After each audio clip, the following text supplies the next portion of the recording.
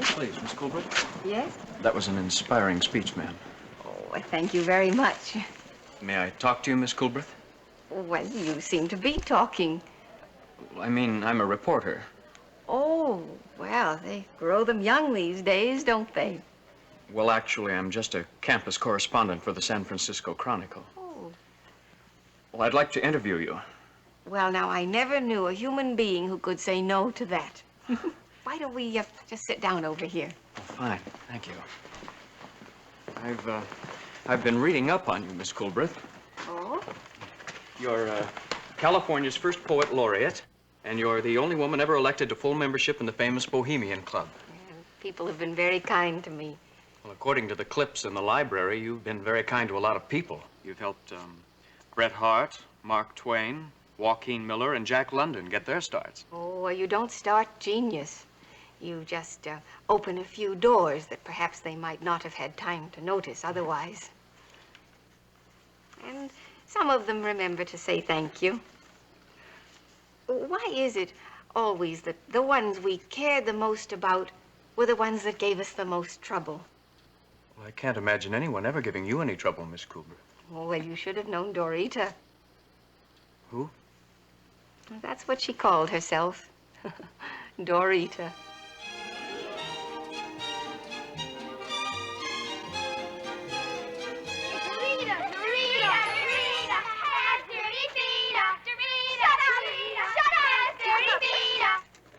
Poor little kitten lost her. Give that back, you old ragamuffin selling mittens, 'cause she ain't got nose. Jackanapes! Gallows bait! Well, who are you? Oh, now, whoever you are, you're much too young to weep. Who's weeping? I'm not. And I didn't ask for your sympathy. No, you didn't. Did you think you'd get it if you did? I'm not interested in pointless discussion. Do you want to buy a pair of mittens? All handmade. Today, only 10 cents a pair. Well, now, that's quite a bargain. Why were you crying, child? I'm not a child. And if I cry, that's my own business. Heaven knows we need never be ashamed of our tears, for they are rain upon the blinding dust of earth. Charles Dickens' Great Expectations. Correct.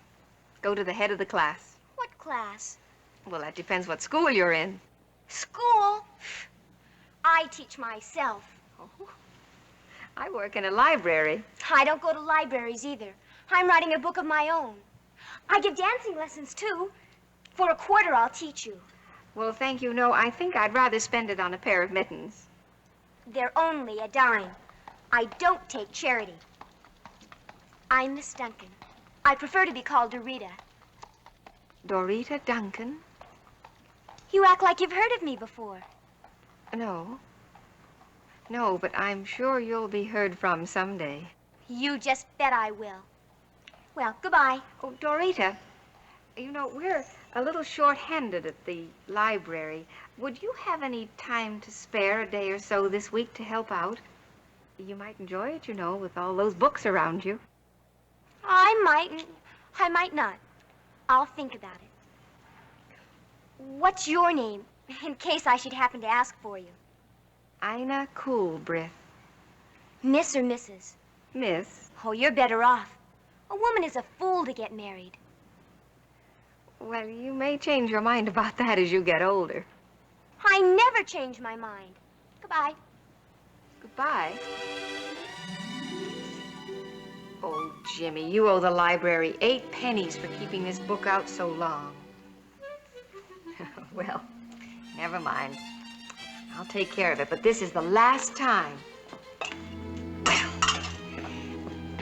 Miss Coolbrith, this is a library, not a charitable institution.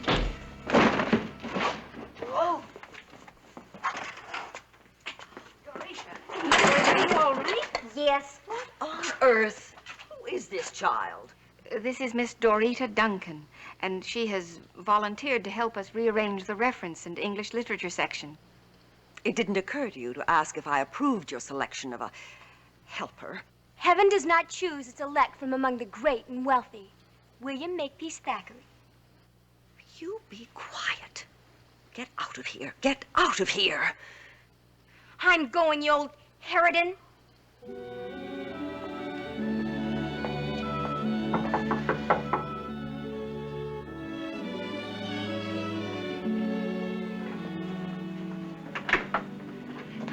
I'm sorry I got you in trouble with that old harridan, and I'm sorry I called her an old harridan, but she is, and I'm sorry I ruined our friendship, and here's the book of your poems, and you're really a great poet.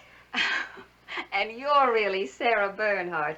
And the rest of the speech is goodbye forever. Oh, come on now. Why don't you come on in and make yourself at home? Come on. Nice place. Not as big as ours, of course. What are you all dressed up for? Oh, I'm going to the theater. Oh, I go all the time. Oh, do you, Dorita? Naturally. What are you seeing tonight? I'm going to the ballet. Oh, that. Posturing, pirouetting, standing on tippy-toe. That's not dancing. Dancing is art. And art should be formless and free, like the wind. Well, without form and discipline, especially discipline, art isn't art. It's just exhibitionism. But nobody disciplines the wind. And nobody disciplines me. Not even your mother and father? My mother's too busy with the other kids. When the governess is off, Oh, and what about your father? he left when I was little. Not that we need him. If you ask me, men just get in the way. A woman is much better off without one. Don't you agree? Well, yes, I guess so, Dorita. I have an idea. How would you like to go to the ballet with me? Could I? Really? I'd enjoy the company. Well, I guess I could spare the time. Let's go. Oh, no, wait a minute. Wait, we'll have to get you ready first. What do you mean, get me ready? Well, I mean that if you're going to go out in public and go to the ballet, you'll have to take a bath. Oh, no, I don't. I like me the way I Oh, am. wait just a minute now. Come on here. You go on in there. We're going to get you all cleaned up and all smelling sweet and pretty. You'll be lovely. Golly, I'm beautiful. Oh. Do you think that you could bear to be seen at the ballet with me? I never knew anyone like you before, Miss Coolbrith. I'm so proud you're my friend.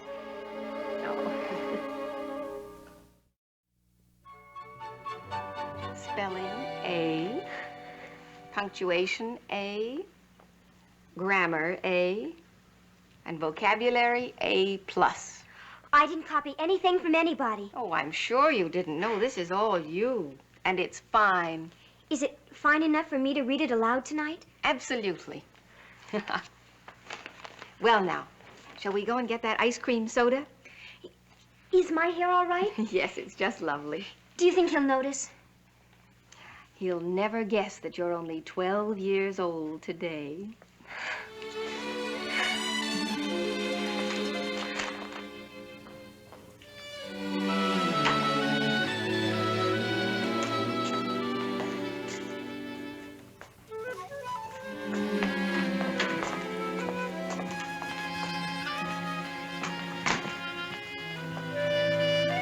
That's him. That's Vernon. Don't look. Oh, isn't he beautiful? Well, how can I tell if I don't look at him? Shh. I'll die if he looks at me again. I will just absolutely die. Thank you, Vernon. Thank you, Vernon. He gets embarrassed and goes away when I talk to him. He's very shy. Well, it's just possible that being at least 10 years older than you are, it's your wide-eyed adoration of him that's embarrassing him. I told him I'm going on 16. Dorita, you're 12 years old today. Shh, he'll hear you.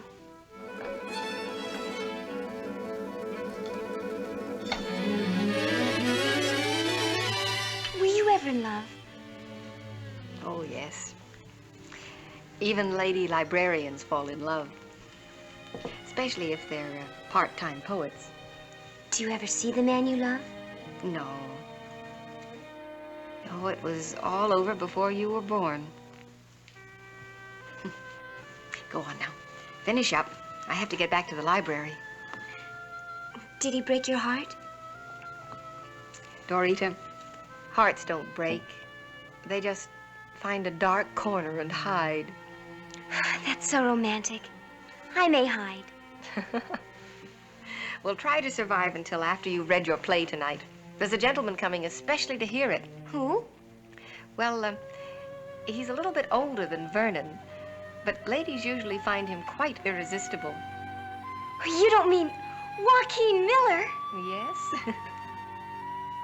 Miss Colbert, why do you do so many things for me? Well, perhaps because I'll never have a daughter of my own.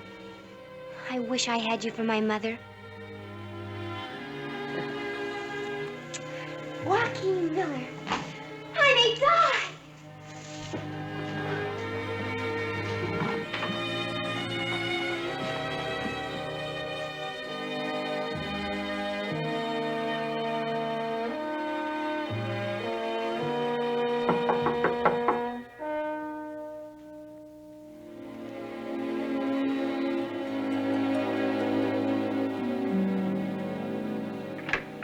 Oh, hello, dear. I know I'm early, but I was just too excited to wait.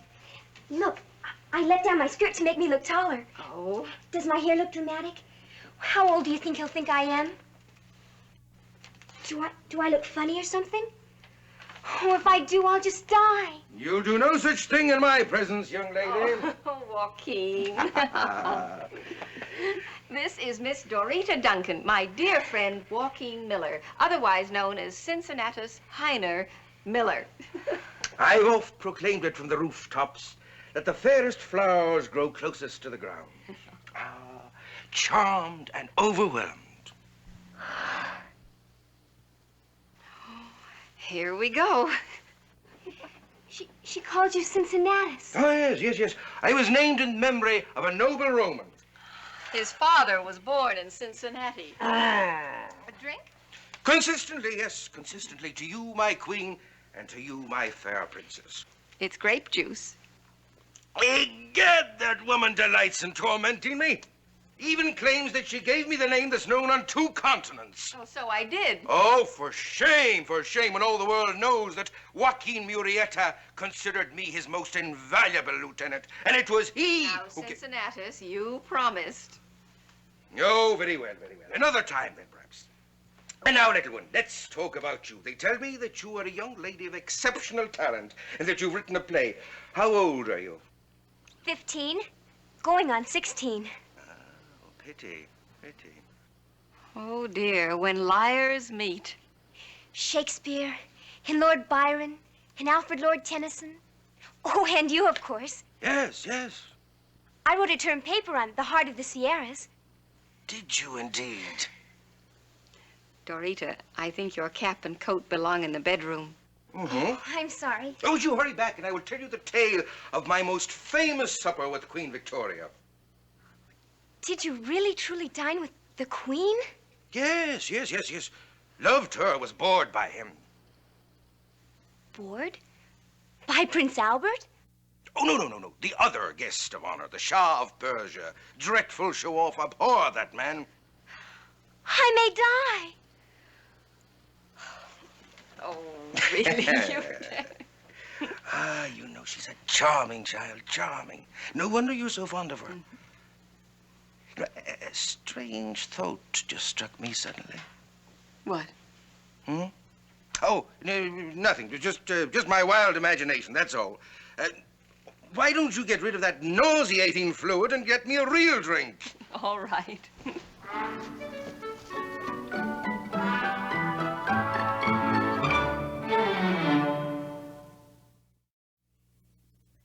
Nay, say no more, nor attempt to approach me. This 10-foot line lying now between us shall never be less while the land has measure. See, night is forgetting the east and the heavens. The birds pipe shrill, and the beasts howl answer. Thank you. That was wonderful, Mr. Miller. Just absolutely wonderful. Oh, fair princess, that is a compliment to treasure. Ladies and gentlemen, I am an old poet. Oh, nonsense. Oh, no, please, I am. Well, perhaps not quite that old, but however, we shall now hear the pure, fresh voice of youth. Ladies and gentlemen, the voice of Miss Dorita Duncan, Miss Coolbridge's protege, who has written and now will read from her own original one-act play. Excuse me, Mr. Miller. Yes? I have to get my costume. I'll only be a minute. Oh, yes, of course.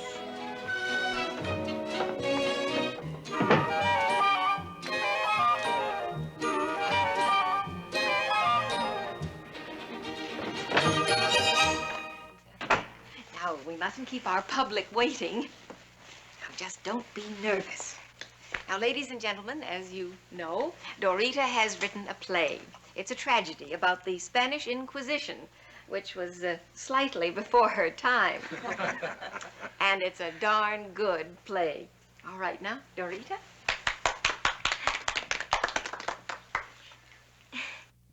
My play is called Seraphina's Escape.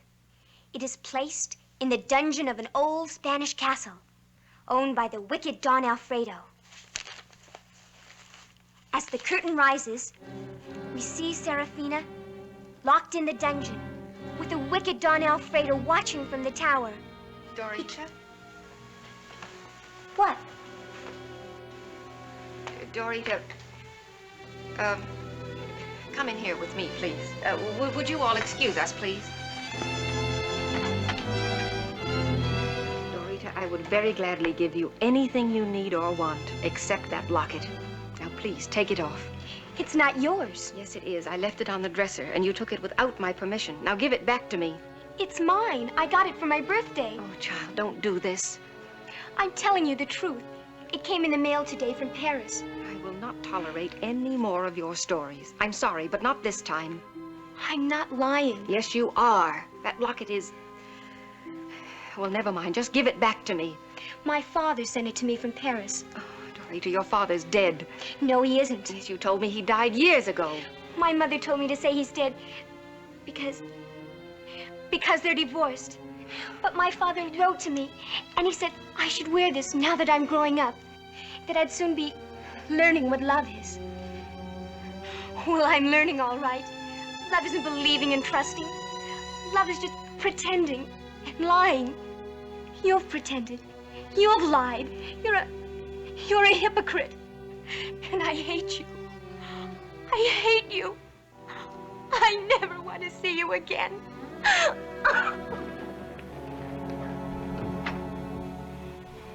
You heard. Yes, so did your guests. Well, I'm sorry, but there are some things I just can't put up with. I've trusted that child. I've treated her like my own daughter. Until you thought she had stolen your locket. I didn't think. I know. Do you, indeed? Well, then pray tell me, what is this?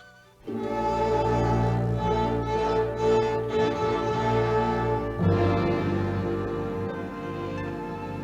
couldn't be. Oh, yes, it is. Half of a broken heart. Oh, dear God. She was telling the truth.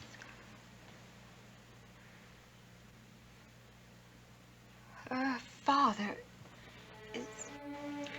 Yes, her father. That's what I tried to ask you about. You see, for once, it just wasn't my wild imagination.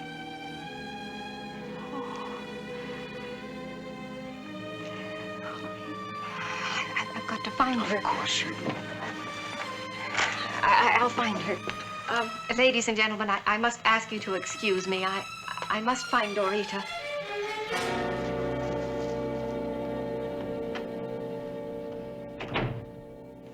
Well, now, ladies and gentlemen, I am just about to improvise a poem inspired by what has just transpired. The theme is the strangeness of women. Wise as Methuselah about everybody else, but deaf and blind about themselves.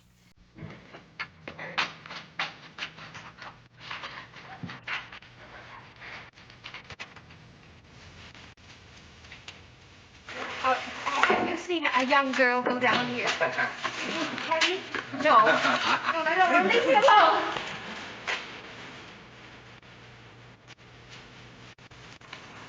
Have you seen a young girl go by here? Oh.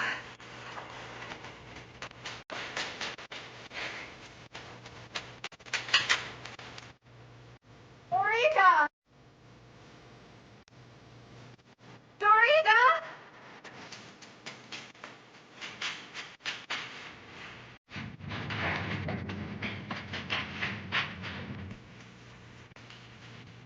Dorita! Dorita!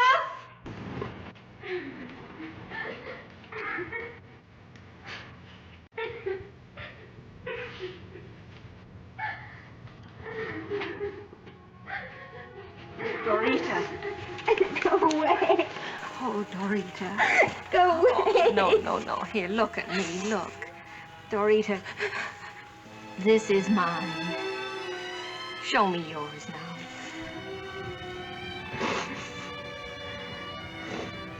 I told you the truth. My father sent it to me from Paris for my birthday.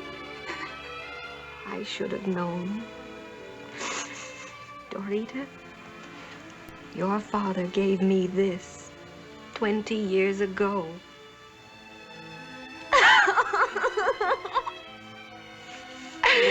Now, you're the daughter I should have had. The daughter I should have had. Well, young man, I hope you've learned a lesson. Never start a poet talking, even a very minor one. And she didn't forget. I should have known it. Who, Miss Colbert? Dorita.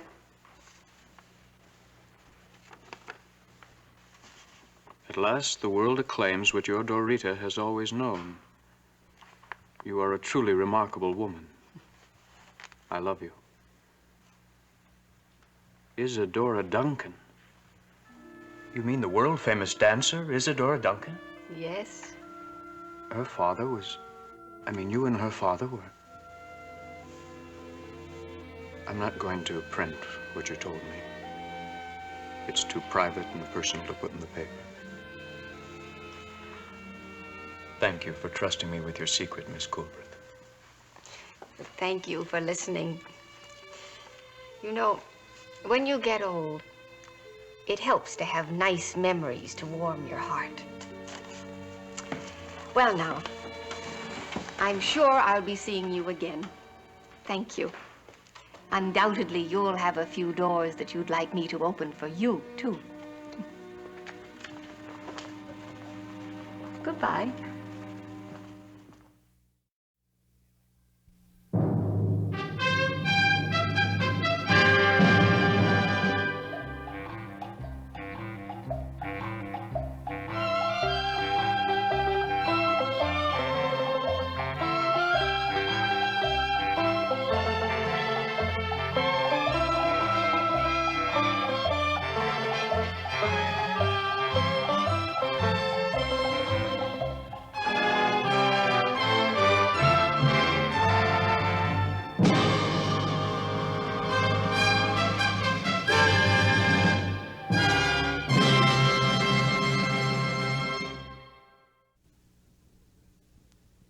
The Old West is hardly the place you'd expect to find a naval hero, is it? But one of them played a major role in the winning of the West. You remember David Glasgow Farragut? He made himself an unforgettable American hero when in the Battle of Mobile Bay, he shouted, "Damn the torpedoes, full speed ahead." But I think his finest hour was in a battle few Americans ever heard of. On June 17, 1856, in the Battle of San Francisco Bay.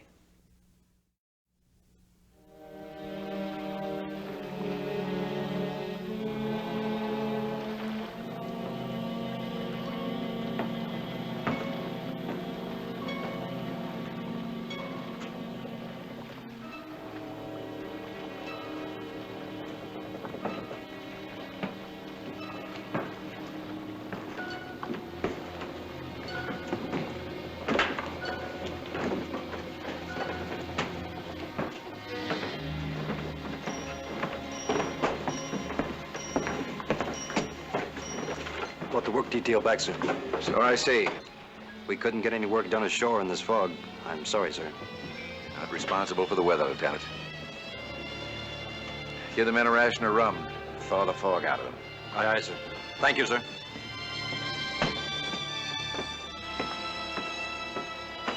Detail, dismiss.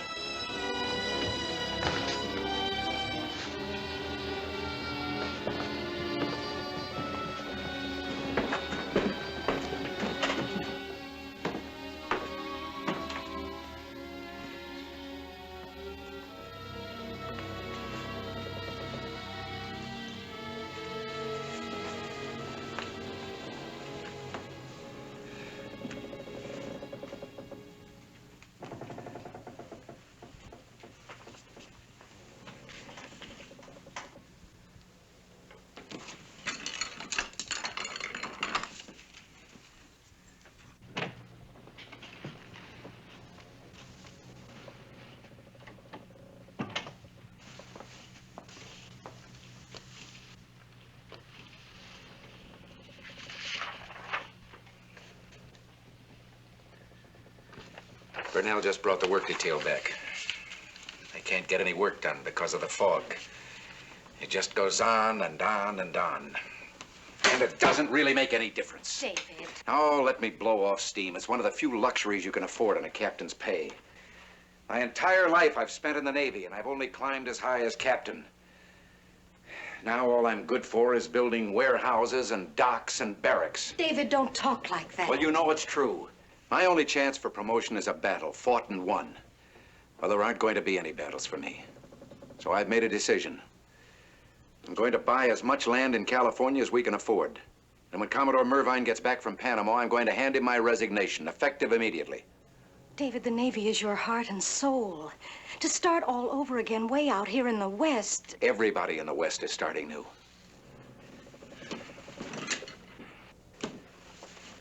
The Commodore won't be back for at least 2 weeks. Wait till then. I want it done now.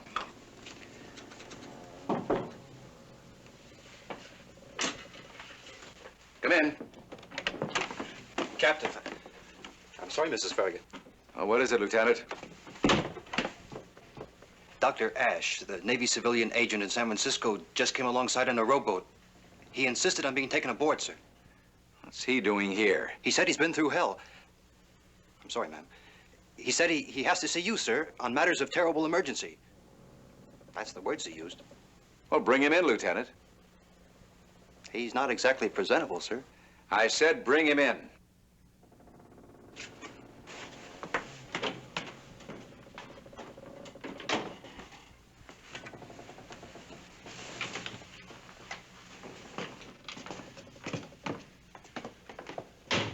San Francisco has gone mad.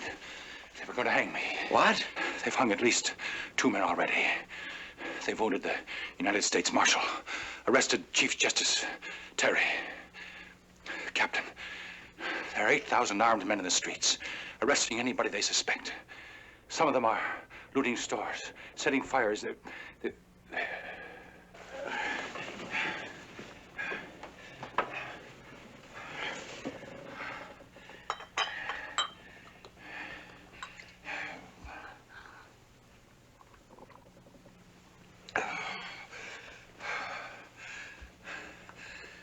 You've got to stop them, Captain. Now, get hold of yourself, man. Stop who? The vigilantes.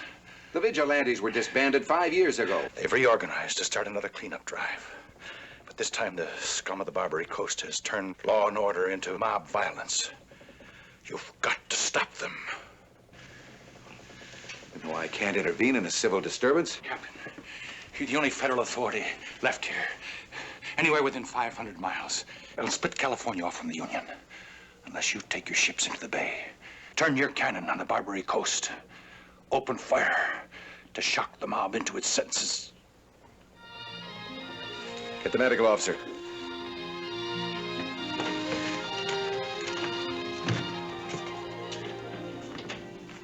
Suppose you had to weigh anchor tonight, Lieutenant, and take this ship and the others from here through the channel into San Francisco Bay.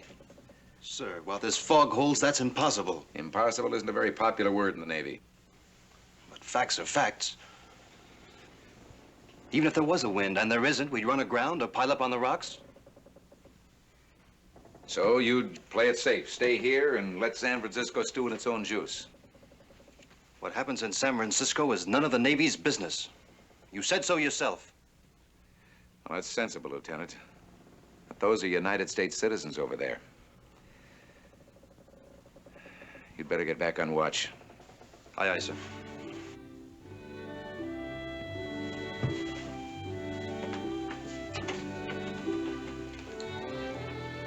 How's Dr. Ash? He twists and turns and mutters vigilantes over and over. First Vigilante Association cleaned up crime and corruption back in '51, then turned the city back to the legally constituted authorities. They were law-abiding citizens led by decent men. Decent, law-abiding citizens wouldn't do what was done to Dr. Ash. No, they wouldn't. What are you going to do? Well, I might get myself a court-martial. But I've got no choice. I'll need my best shirt and my full-dress uniform.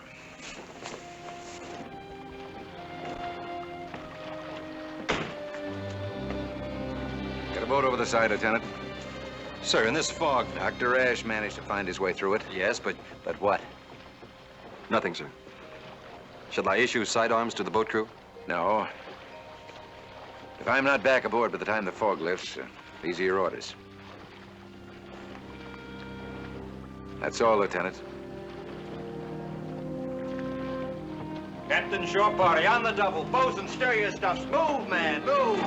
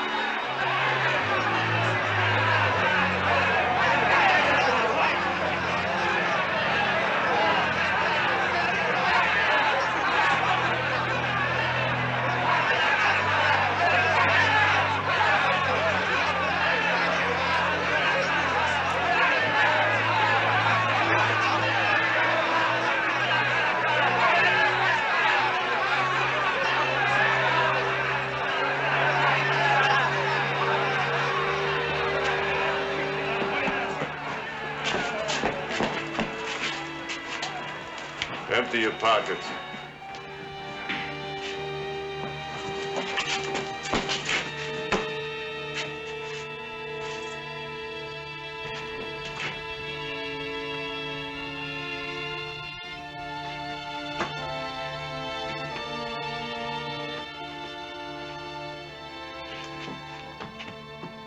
That all?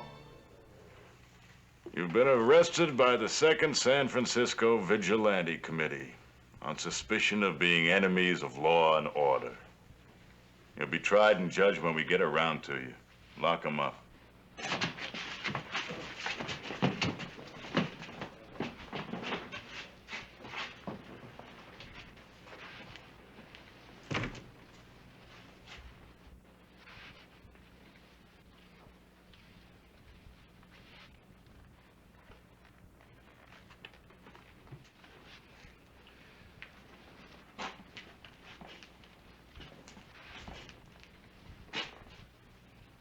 What's biting you? Well, we're supposed to let the suspects give an account of themselves. It says so right in the Vigilance Committee rules. We'll separate the sheep from the wolves when we finish the roundup. When'll that be? That'll be when I say so. Well, what do you know? Here comes the Navy. Who's in charge here? You got enough gold, braid, and brass on you to trim a Christmas tree. I asked you who's in charge here. Now I'll ask you one, Admiral. Who sent for you? I'm here to investigate a complaint by Dr. Ash, the Navy's civilian agent at San Francisco. Old Doc Ash, huh? He got away, did he? He's on my ship. You should have stayed there with him, Admiral.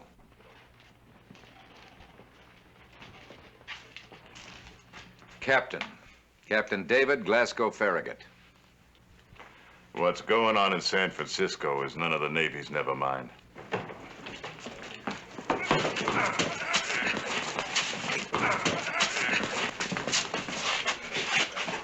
Search it.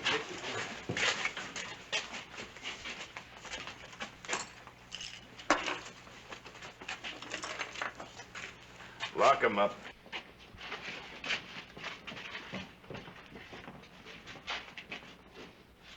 I'll tell you what you do, Admiral.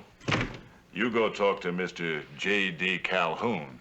He's the chairman of the Vigilance Committee. Where is he? Up on Nob Hill with the rest of the nabobs.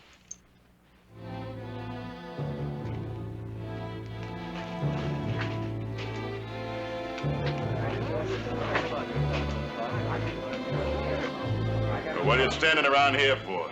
Get out and get busy. Go on, get out!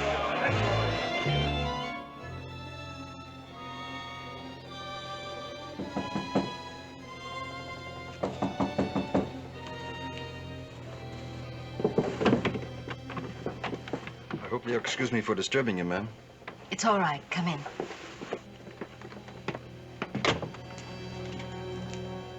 The bog's clearing some, and there's a light wind offshore. The captain's orders are that if he's not back on board when the fog lifts and we can move, I'm to take the ships down the bay and anchor off San Francisco. Yes? That's all. I don't even know if I can get them down there through the Narrows.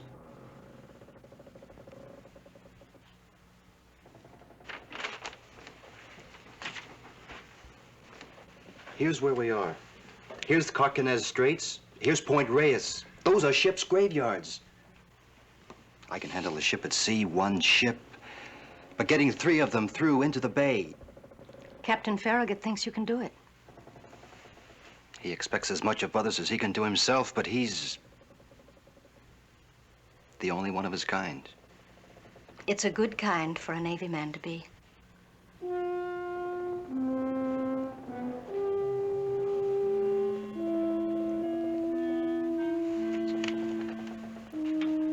Yes, ma'am. Thank you.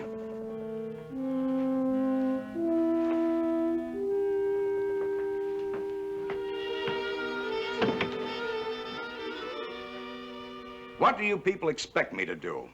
March down there one man against 8,000? Wave my badge and read the riot act? Well, I tried that, and I got a bullet for it. And if I try it again, they'll hang me, just like they hung Cora and Casey. In other words, Marshal, you flatly refuse to do your duty. I didn't start this thing. You people did. And I think you should be the ones to put it out. How? You could begin by calling off the roundup on the Barbary Coast. McCartney's your man. McCartney's not our man. Well, he claims to be acting on orders from your committee. You know better than that, Marshal. McCartney is a power-drunk rabble-rouser. That's what you get when you open the door for it, an invitation to a mob. We had no such problems in '51. 5 years ago, McCartney and his kind were in jail somewhere back east. Gentlemen, I've listened since midnight. You've talked, and you're still right where you started. In the looks of the morning, my ships will be able to move. I've ordered them to move down into the bay. Why? Only the president can use the armed forces against civilians. We can't take any such responsibility. Then don't. Be Pontius Pilate, Mr. Calhoun. Wash your hands. Shut your eyes. Turn your back. I'll go down there with you, Marshal. I'm not under your command. No. But you took the same oath I took to defend the United States against all enemies, foreign and domestic. I've already done all I could and nearly got killed for it. So did Dr. Ash. And he wasn't bound by a badge or a uniform. All right. It won't help any, but I'll go. Captain Farragut? Wait a minute, Captain. I'll go with you.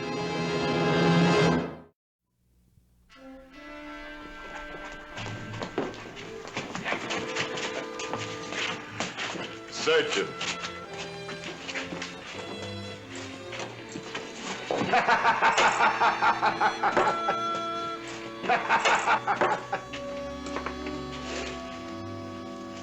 All right, take him away. Well, well, well. I thought you left us, Admiral.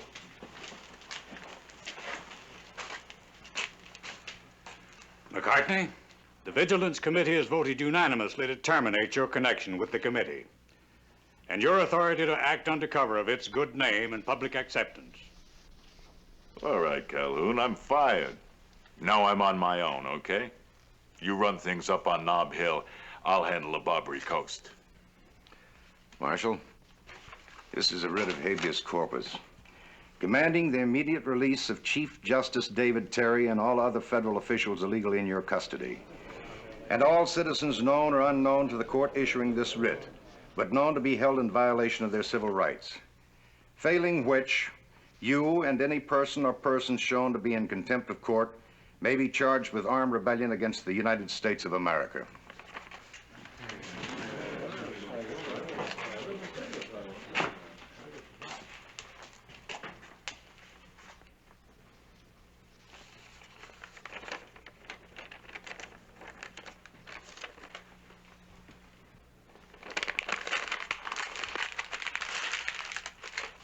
All right, Marshal, I'll take over. McCartney, you've chosen to cut all connection with the city's reputable leaders. You've defied the highest court in California. And what are you going to do about it? I'm going to give you 1 hour, McCartney. 1 hour until 8 o'clock. Then what happens? I have 3 ships out there. Your ships are up at Mare Island. They came down into the bay last night. In this fog? My men don't have to see the Barbary Coast to flatten it with our cannon.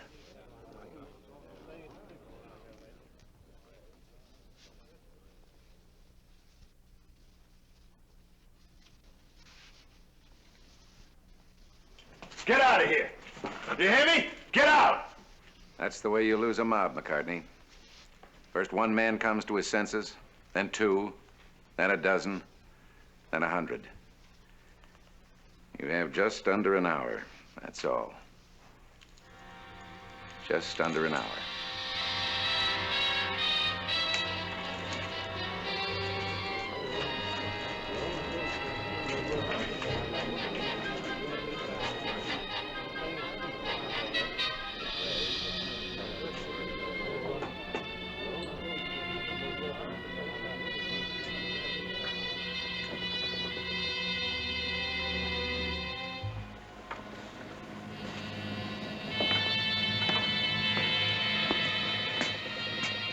The fog's thickening again. I know. The wind's dying. We won't be off the Barbary Coast for at least an hour. It's after 7. I'm sure we'll be there in time. You have a lot of faith, Mrs. Farragut. I learned it living with the captain. I sure wish he was here. I think he is.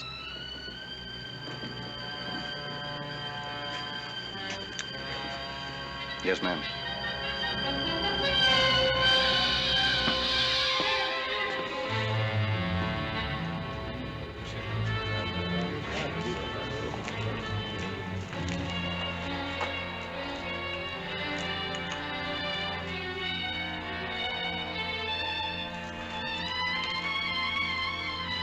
Captain Farragut. Captain, are your ships really out in the harbor? You heard me. They won't fire on the city. I hope not. What do you mean you hope not? Well, I can't control what happens when I'm not on board. You and your friends have a few minutes yet. Unless you're more afraid of McCartney than you are of cannonballs crashing down on you. Hey. Hey, you. Come here. I said come here.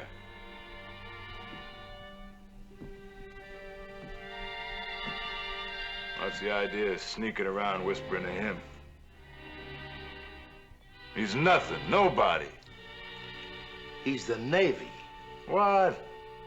He's the U.S. Navy. And that's the United States of America. Listen, McCartney, I didn't join the vigilantes to fight the United States.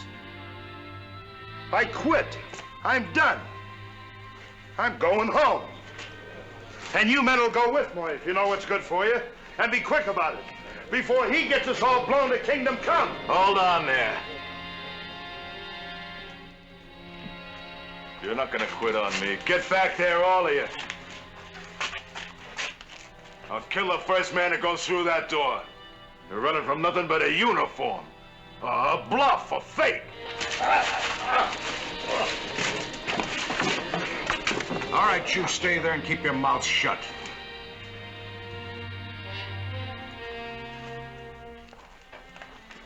All right, you men, turn the prisoners loose. All of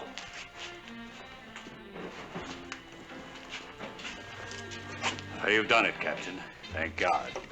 Hey, the ships are out there. I saw them. Them 3 Navy ships with them big cannons coming right at us out of the fog. Captain, you won't let them fire on us, will you? They won't fire. I left orders they were just to show the flag. Then you were bluffing. Well, let's say I had confidence in my junior officer, and he made it with about 2 minutes to spare. I don't ever want to play poker with you, Captain Farragut. I don't gamble. Can't afford to on a Navy captain's pay.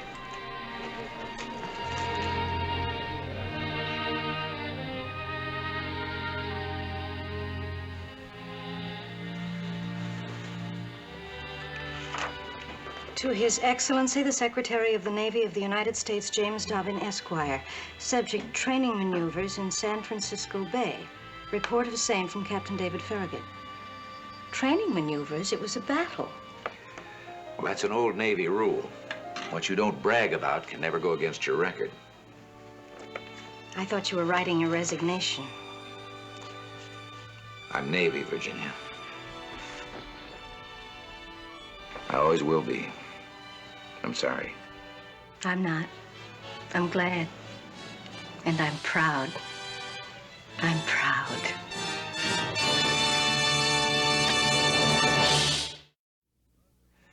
Because of Farragut's forceful determination, 8,000 vigilantes decided to lay down their arms. And he decided to remain in the United States Navy.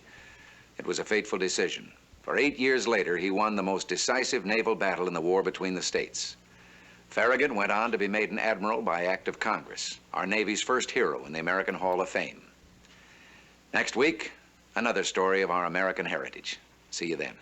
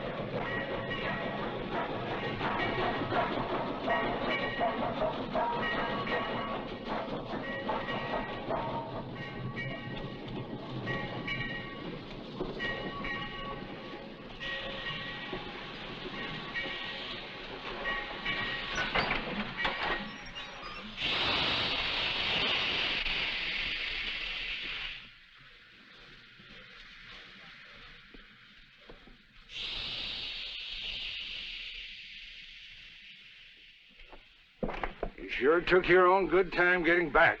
I'm sorry, boss. I finished up as fast as I could. Oh, pay no attention to him. He's just jealous. I'm what? Oh, I mean, you wish you'd been there. Well, I wish you'd been there, too. You know that country around Lawton Springs like the inside of your hat. I had to go by guess and by gosh. Modest young fella, isn't he, Sheriff? You did a fine job, Jim. The whole county's talking about it. Have you seen the Sacramento paper? New deputy on first big case solves $40,000 train holdup single-handed. 3 days on the trail, 3 outlaws in jail. Well, that's poetry. How'd you work the big roundup? Well, I just did what the sheriff told me to. I figured out where I would run to if I was on the run, and I went there, and there they were. Nice of them to cut you in on a credit, isn't it, Sheriff? Hey, why don't you save this for your grandchildren? I'll see you at the office when you get around to it. Dad?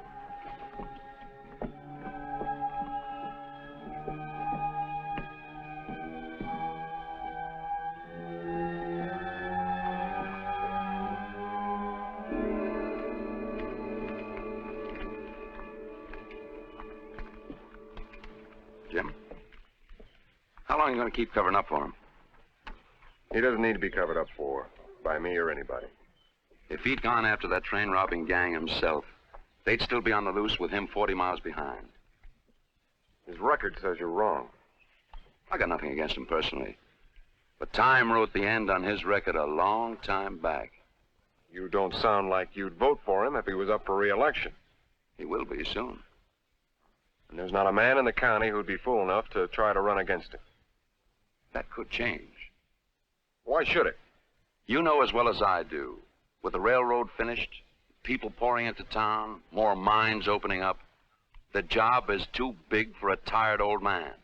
And that's what he is. And that's all he is. Not to me, Mr. Hendricks. If it wasn't for him taking a chance on me, I'd still be an out-of-work cowhand going no place. Jim, loyalty's fine, and I admire you for it. But let's be practical. Like how? This should be enough to get you elected. If you wait any longer, you'll have more competition. Right now, you're way ahead of the rush. Tell me, what difference does it make to you who's sheriff and who's not? I want to see Washoe County get ahead, Nevada get ahead. Now, is that the railroad talking or you talking? Both. Well, which talks first, the kite or the tail? You're no fool, Jim. You're no fool. Now, you think about it. I'll do that, Mr. Hendricks. I'll do that.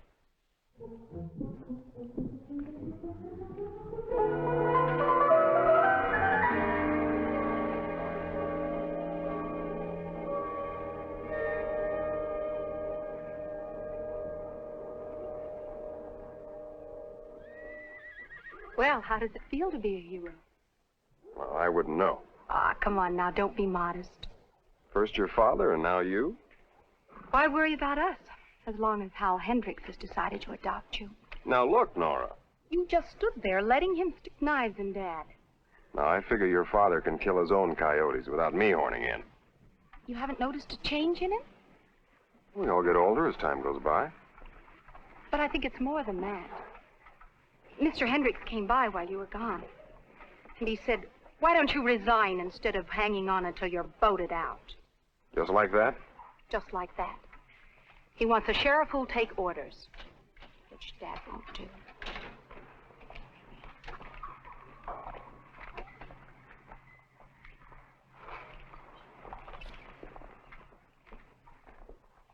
I made out my report on the train.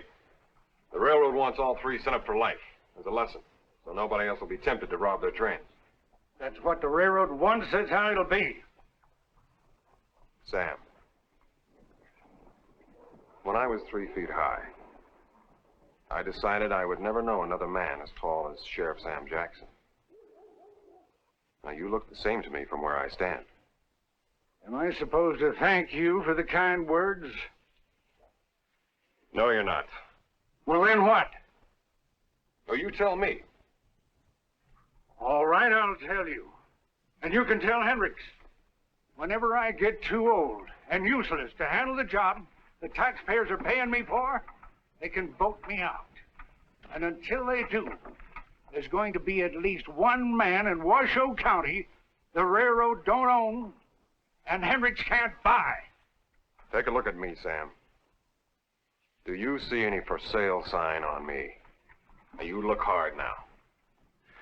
Oh, I'm sorry, Jim. I guess when a man gets up in years, he kind of forgets what he ought to remember. How long's it been since you ate a home-cooked meal? Too long. Well, I think we can do something about that. Don't you, Dad? Oh, sure. Sheriff. Sheriff, we won. Won what? This just come in from our lawyers in Sacramento. Washoe County Board of Supervisors, Reno, Nevada. Federal District Court rules in your favor. You are entitled to collect in full back taxes claimed due from Central Pacific Railroad Company. Court has issued writ of attachment being sent to you authorizing seizure of railroad's property within Washoe County limits if railroad continues refusal to pay Washoe County claim. Why, you know what this means, Sheriff? We stand to collect $100,000. We can start building roads and schools 10 years before we could otherwise. You won't collect 1 red cent. Well, that's funny talk coming from you. I make it a rule to talk straight or keep my mouth shut. Well, it's your responsibility to serve this writ on the railroad. I'll do what I'm supposed to do, and I know what'll come of it. Nothing. Ask Mr. Hendricks. He's got all the answers. I suppose you've heard about this, Mr. Hendricks. Well, somebody wins, somebody has to lose. You're better all around as attorney for the railroad if you just recommend that they pay up without any further argument back and forth. As the railroad's lawyer, I can hardly be expected to recommend establishing a precedent that could touch off similar nuisance suits all along the line. The court says you have to pay up, or else. Or else? Frankly, Mr. Allen, I can't see my clients losing any sleep over a threat like that. Excuse me. Well, Sheriff? Well, what? The taxpayers have $100,000 coming to them. They're going to be mighty mad if they don't get it. If they don't get it, it's not his fault. I'm sure it won't be. I don't need you two to wet nurse me in public. We're just trying to help you, Sam. I'm not down to where I need a greenhorn deputy to help me carry my badge. Dad? You keep out of this. And you stay out of anything between me and Hendricks. Well, someday that pride of yours is going to kill you. I'm taking all I'm going to take from you. You understand? All I'm going to take. All right, Sam.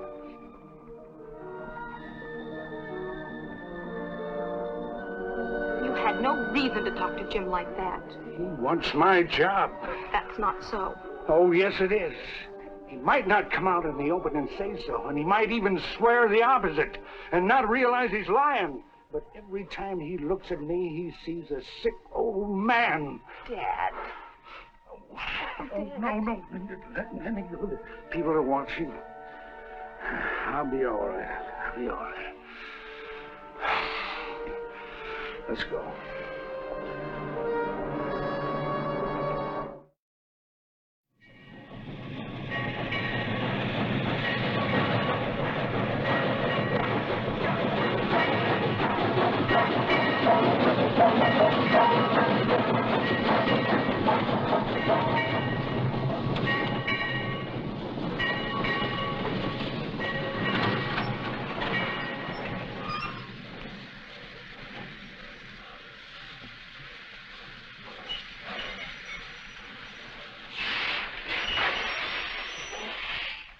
I told you to stay home. Is that what you were waiting for, Sheriff? You know what it is. May I see it? I'm serving you as legal representative of the railroad. Huh? Yeah. Seems to be in order. All right, Sheriff. I hereby accept service of this writ of attachment directed at my clients, the Central Pacific Railroad. So I don't see what good it's going to do you. I hardly expect that you'll be tearing up the railroad tracks and selling them for scrap metal or auctioning off the depot.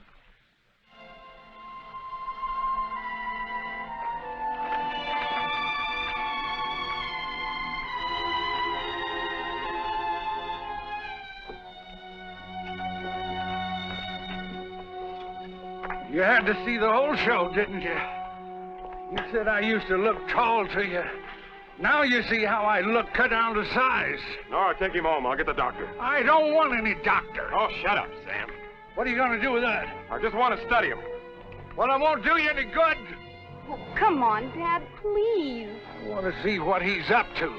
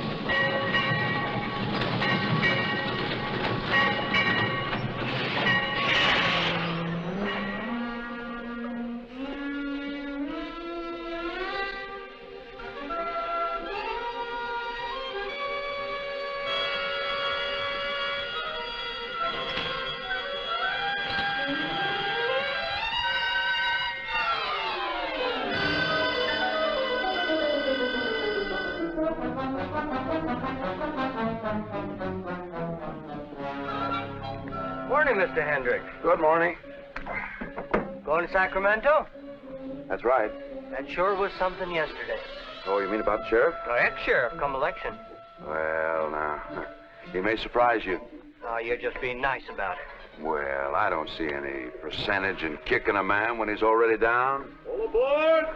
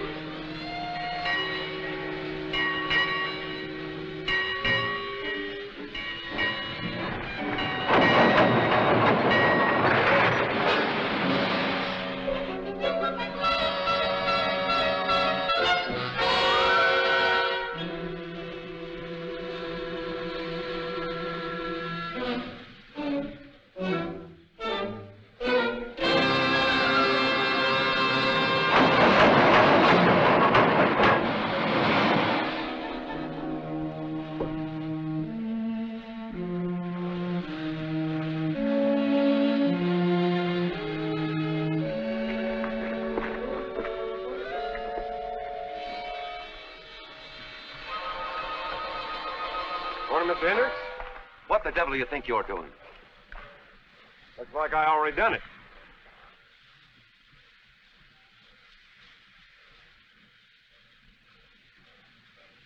Do you realize that this train is carrying the United States mail? And to interfere with the mails is a federal offense?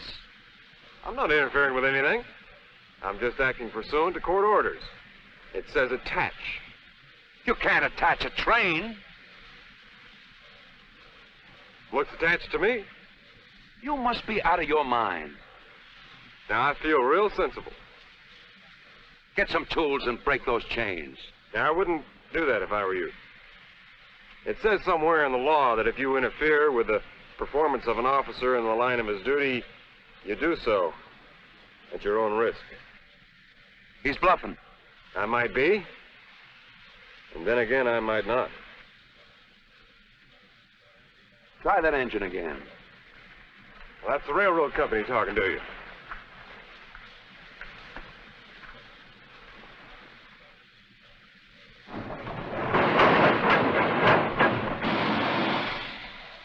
Now, I warn you. For the last time, I warn you. Unlock that padlock and get that chain off there. If you don't, I'll... You know what, Mr. Hendricks?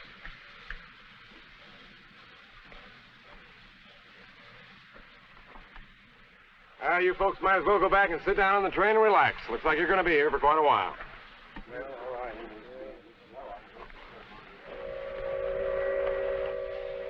Sounds to me like the fast freight coming in, filled with all kinds of perishable stuff for market. San Francisco and Sacramento. That stuff probably spoiled just sitting out there. How much do you think that'll cost the railroad company in damages, Mr. Hendricks? $1,000 an hour? Maybe more? Come on. No, I always wondered how it'd feel to hold up a train. 2 trains. Now I know.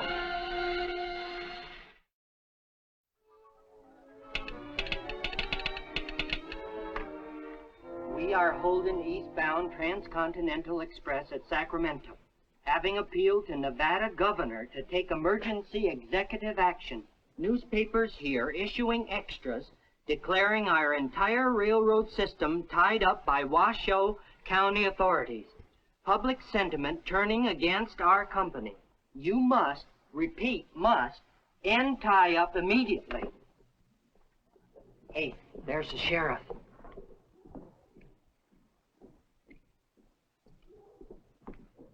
Sheriff, where have you been all day? It won't be all day till sundown. It's just 4 hours from now. Nora, keep quiet. Mr. Hendricks, I want you to know that... And I want you to know that your deputy is holding up 2 trains here and others along the line, costing the railroad a fortune. Now, wouldn't it be cheaper if the railroad just paid Washoe County that $100,000? Nora, I'm not going to tell you again. And I'm not going to tell you again. Unless these trains move in the next 5 minutes, the railroad company will wipe Washoe County right off the map. Now, just a minute. I can't see that it's any crime trying to collect what's owed the taxpayers.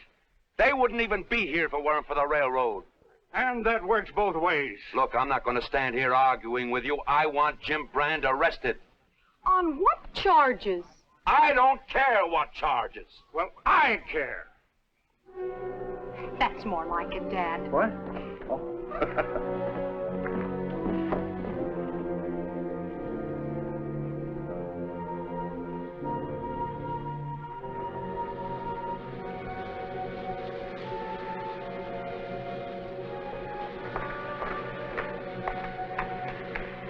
Hi, train holder-upper. Hi. Hey, Sam, did I do wrong? Well, of course you did. Only when I was your age and didn't know any better, I'd have probably done the same thing myself if I'd have thought of it. You hungry? Well, holding up trains gives a man an appetite. How you feeling, Sam? Ah, 10 years younger. How about Hendricks? He's getting older by the minute. Jim, when you tangle with an octopus, you just can't be sure what's coming at you from where. Now, that's what a railroad is, an octopus. You ever seen an octopus? No. Neither have I. Hey, no apple pie? No, but there's chocolate cake. Well, I'll settle. Sheriff? This for you. It's from the governor. Go on, read it. Read it out loud so we can all hear it. Under my emergency powers as Chief Executive of the Sovereign State of Nevada, I hereby direct you to take all necessary measures to assure immediate resumption of transcontinental railroad traffic, including arrest of any person or persons attempting any further interference with such traffic. Give me the key, Jim. But the court order says we can attach railroad property. The governor says we can't.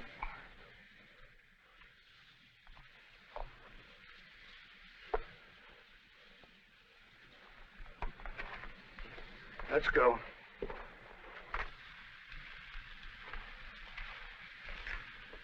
I'm sorry, Jim. So am I, Sam. I tried. There's some wars you just can't win.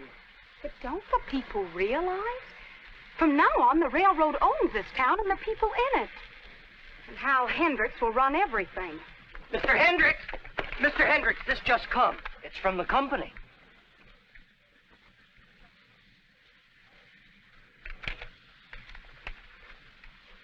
Do you mind if I take a look at that telegram? That's private and personal. And we have nothing private between us? Private and personal. Want to do some more out loud reading so these folks here won't miss anything? Well, sure. This will notify you as our legal representative in Washoe County that our company directors have decided Washoe County taxes are due as claimed and should be paid. We have therefore deposited to the account of Washoe County Board of Supervisors in the Sacramento Federal Bank the sum of $107,000.77 in full settlement. You done it, doggone it. You gone and done it. You beat the railroad right down on its knees and made the whole county rich. Wowee! $100,000. Yahoo!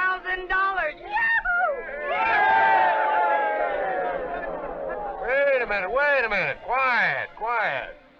Now, Sager yells for election day from the man I took my orders from. Jim, Modest young fellow, isn't he, Mr. Hendricks? All aboard!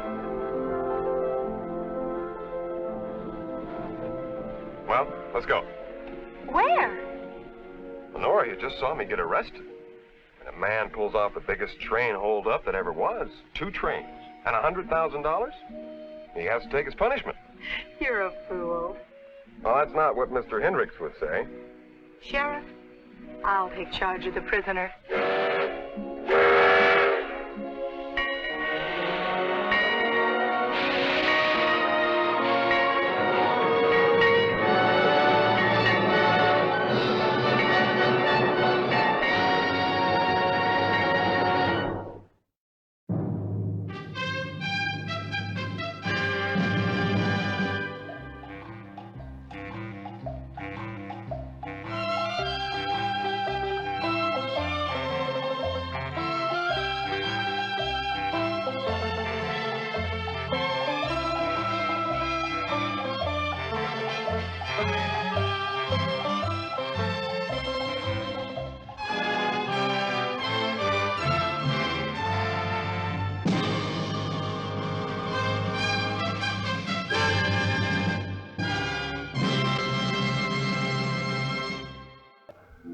For our story tonight, we go back to the 1870s and the desert mining camp of Gunsight. A gunsight was never what you'd call an important camp, even in its heyday. But it'll always be remembered for the famous incident of the 12-pound nugget.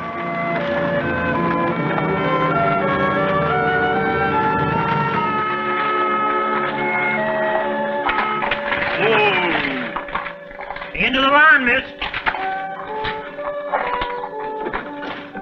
We're here. Tibbetts cabin's up yonder a ways. I'll show you there. Thank you. I can find it. You've been more than kind to bring me this far. Only too glad to be of service, miss. Miss Tibbetts sure will be tickled to see you. Another woman to keep her company. There aren't many here? She's the one and only. Population of Gunsight is 99.9% male and 100% adult.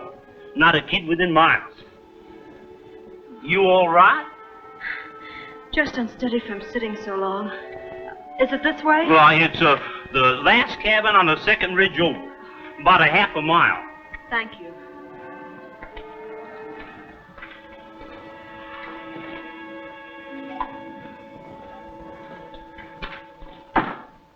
And then he yanked up his gun and let loose at me point blank. The bullet hit me in the ear, Judge. Most took my ear clean off. That's it. Well, danged if it ain't. You ought to be ashamed of yourself, aiming to kill a man and missing like that. Why, you're a public menace.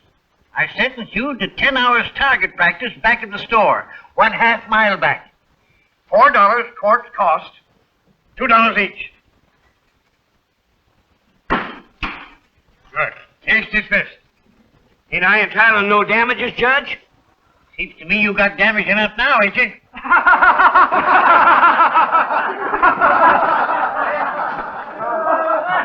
How's everything going, Rupe? Fine, Judge.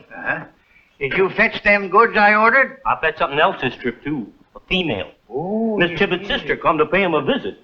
Well, visits is about the only thing that Tibbetts do pay.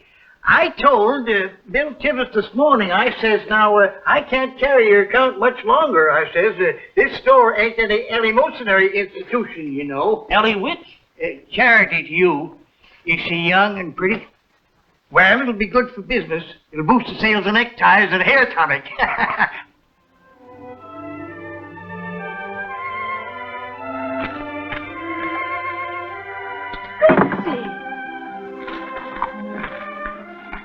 Oh, Clara, I'm so thankful to see you. Well, what in the world brings you here? Is Monty with you? No. Well, come on in.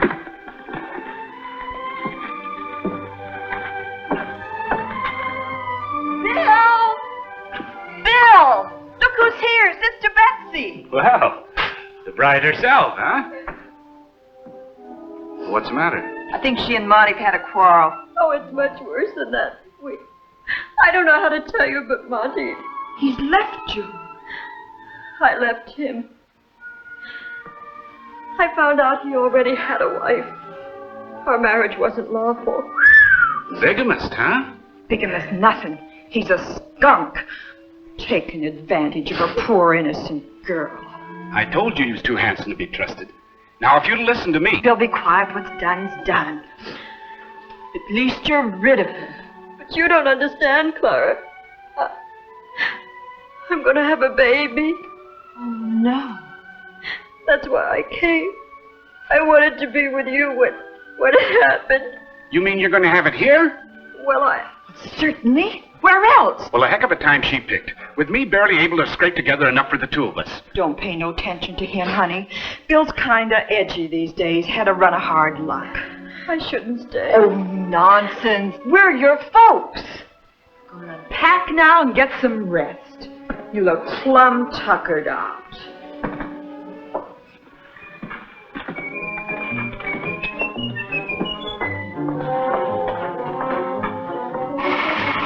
Oh, good morning, Miss Tibbetts. Morning.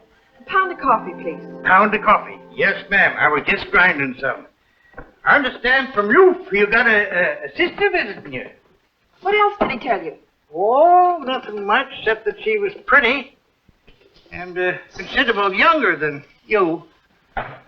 Just a few years. Well, all the boys will be kind of glad to meet her. You know.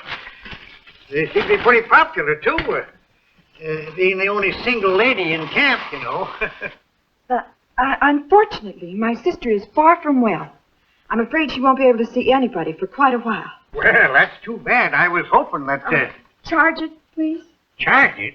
Oh, yes, of course, charge it. Now, about your sister, I got a supply of quinine if you wanted thank some. Rhubarb and soda? Charge it.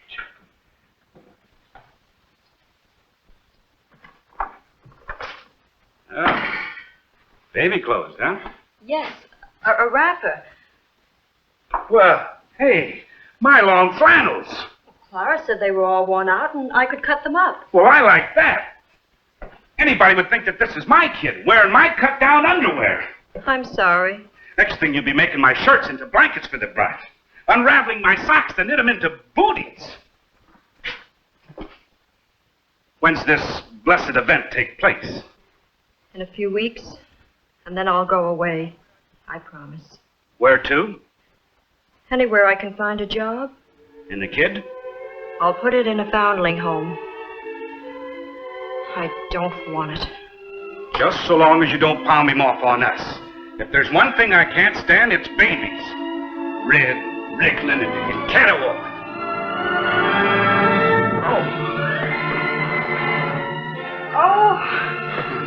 Oh, where's Clara? Get Clara, quick! Clara! Clara! Clara!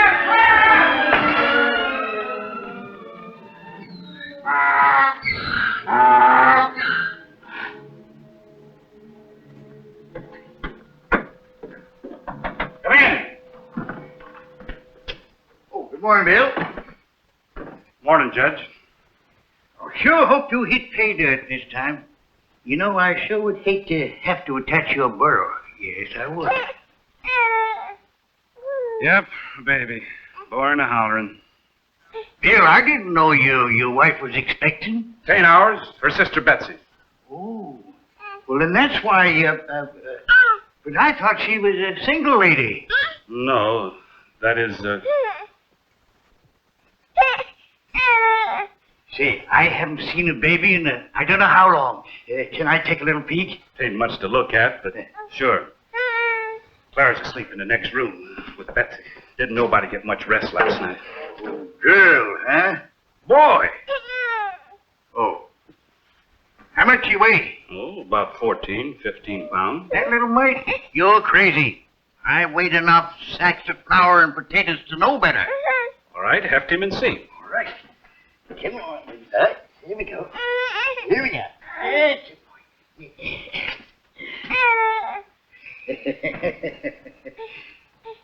Why, not an ounce over 9 pounds. Here, let me heft him. All right. At least 13. Well, of course, there's a liquid and dry measure, you know. It could be. Could be. What are you doing? Picking up a newborn babe and playing ball with him. There, poor lambkin. We was just weighing him, and I say he weighs 13, 14 pounds, and the judge here claims that... He weighs 12 pounds even. And now I'm going to take you to your mother, precious. 12 pounds, eh? I wonder how she knows. She don't. She's only guessing. Say, how many of the boys around here know about this baby? None of them. And I'm going to have some fun. You stick around here. Well, what are you up to? You wait and see. A 12-pound nugget. Fine, healthy baby. I hoped you wouldn't live. That's downright wicked. I can't help it. I wish I was dead myself. Mustn't let him hear you say that. As if he'd understand. Babies sense things, even the tiniest. How come you know so much about babies, Claire, when you've never had any of your own? You don't have to have babies to know about them. And love them. All right, what else, Toby? I guess that's all, Judge. All right. Thank you.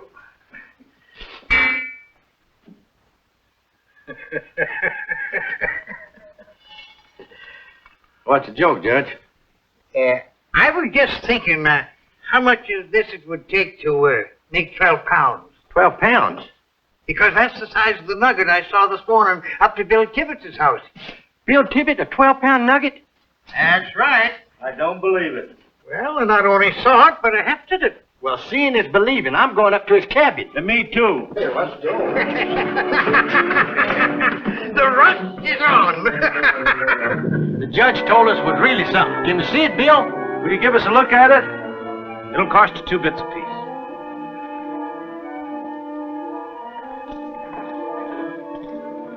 And don't make any noise. There's somebody asleep in the next room. He's got it on a lock and key, I'll bet. Wrapped up in a blanket like a baby. Gosh, it is. A real live, honest-to-goodness baby. Can you imagine? Us hoofing it all the way up here to see a golden nugget, and it turns out to be a baby? The judge sure will give us the horse laugh. Congratulations, Bill. This ain't my kid. It's my wife's sister. No relation to me at all.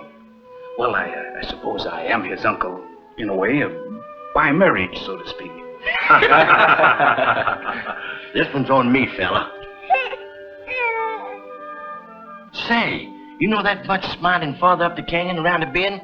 Well, I'm gonna drop the joke on them and tell them I've seen this 12-pound nugget, and it's the only one of its kind in the district. They'll come a-running, I'll bet. Come on, let's go.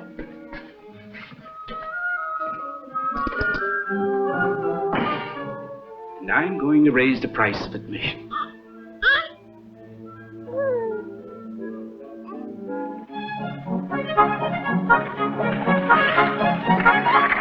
Say, this bird's eye cloth for that baby must be important to go clear to Darwin after. What's it used for? Why, it's for... Well, you don't make bonnets out of it.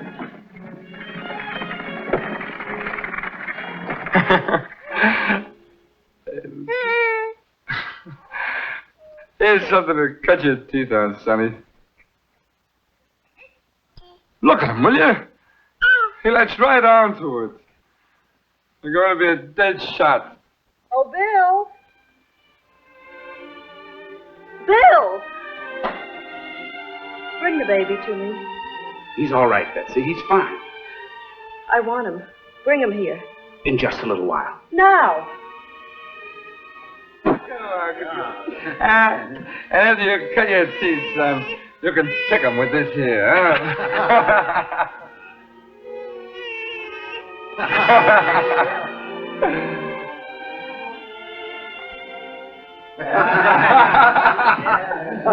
What are you doing to my baby? Now, Betsy, he's all right.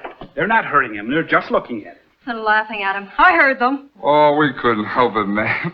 The whole thing's so darn comical. This is the best joke. Joke? So you think my baby's a joke? How dare you? You don't understand. Oh, Betsy. yes, I do. You didn't want him here in the first place. You detest babies. You said so yourself. No, and so you could even by making sport of him. Dragging your friends in here to stare at him and laugh at him like he was something. Oh, no, you got us all wrong. We weren't laughing at no kid, man. We were just kidding around with him, huh? That's all, man. Weren't we? Oh, you beast. Oh, Clara. I know. I heard on my way home from Darwin. The story spread way over there. You ought to be ashamed of yourself, Bill Tibbetts, turning this sacred event into a Roman holiday. And him your own nephew. Clear out, the whole pack of you.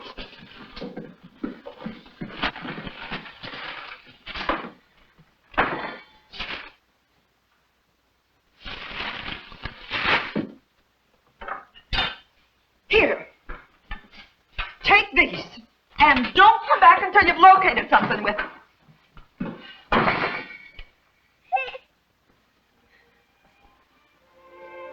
Well, what are you waiting for? I'm sorry if you were upset. Boys didn't mean to. Will you please go?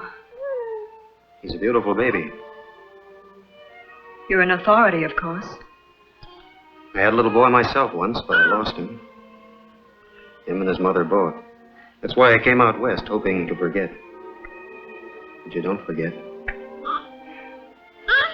Well, thank you for letting me see him. Bye.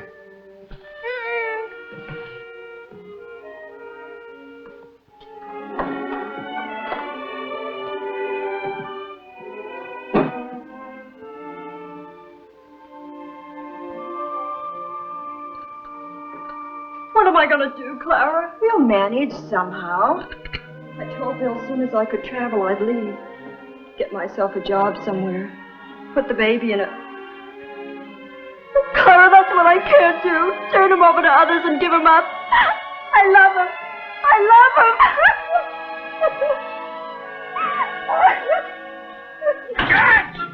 Judge Beery! Judge! Shut up, Bill. Court's in session. Struck it, Judge. You're disturbing the peace. Gold, a whole crevice of it. All I had to do was pick it up. Eureka! I'll be back later to get it weighed after I show it to the missus. Come on, boy. Come on. Ain't Torver killed him. Don't forget, I drumstick you.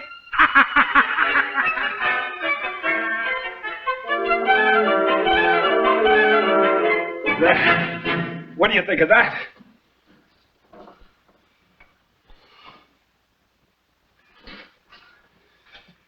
You sure brought me luck, baby. Happy birthday to you. And don't you let it run through your fingers like some men I know. Now, Claire, you go get your digging shoes on, sweetheart. And I'll take you up and show you my claim.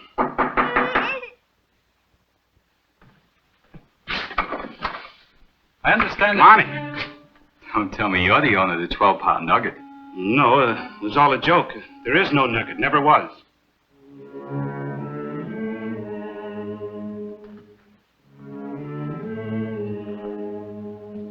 So this is where you've been hiding, huh? Hoping never to see you again.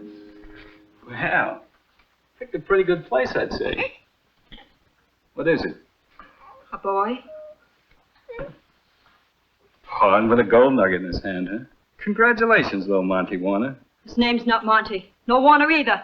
He's my son, ain't he? Worse luck. But you've got no claim on him. You married Betsy under false pretenses. You already had a wife. Oh, I can make that all right. Divorce number one, and then I'll never go back to you, even if you were the last man on earth. And you'll never have this baby. Do you understand? He's mine. All mine. Maybe the courts will decide different. You wouldn't. Oh, wouldn't I? I'm going to hunt out the nearest judge and bring charges. You won't have far to go. There's one right here in Gunsight. Good. Judge Beery, down at the store. All right, I'll take care of that little matter right now.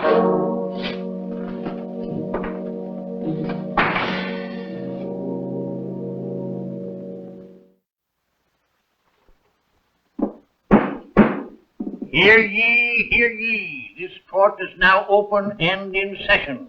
What's the charge? Your Honor, I'm the father of this child. Oh. And she is the mother? She is. The most beautiful word in the English language. Mother. The next most beautiful word is wife. She's your wife? Well, you see... No, sir. She ain't. Quiet. Your Honor. You're a fine one to talk about, honor. You don't marry the girl and you put her to all the trouble of having a baby. The fact remains this boy is my son. According to the laws of this state, Don't quote law to me. I detest them technicalities. And wipe that sneer off your face or I'll find you for contempt of court. This is ridiculous. You bet it's ridiculous. Do you think I'd rule to separate a newborn baby from its mother and turn it over to a no-count hombre like you? I wouldn't in 100 years, I wouldn't. And I'll appeal the case. I'll take it to another court.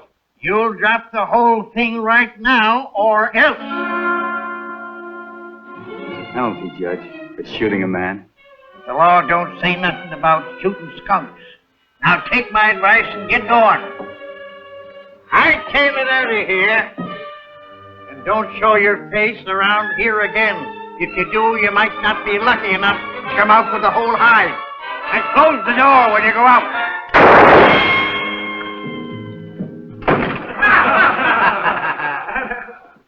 sure told him off, Judge. Did he have any lawful claim? Heck, I wouldn't know. I never read a law book in my life. Don't cry, honey. Monty's gone. You'll never get any more trouble. But- Bill Lonely will take care of you. Oh, I couldn't stay here. Not after this. Everyone knowing my baby. Legitimate. That ain't your fault. I'll never be able to look any of these folks in the face again. I'm so ashamed. I feel so disgraced I could die.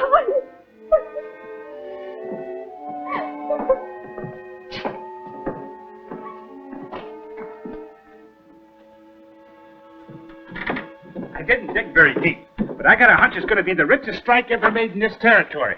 Now you can have all the things you've ever wanted, honey. What's the matter?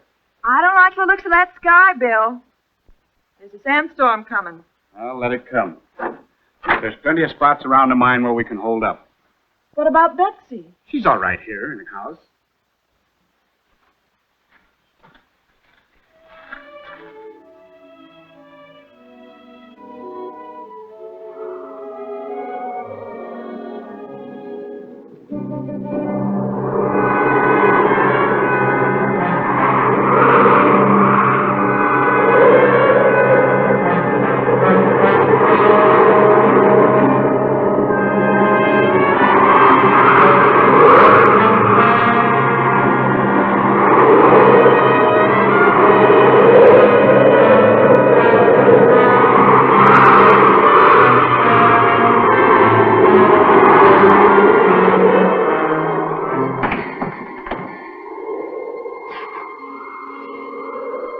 Hello? Anybody home?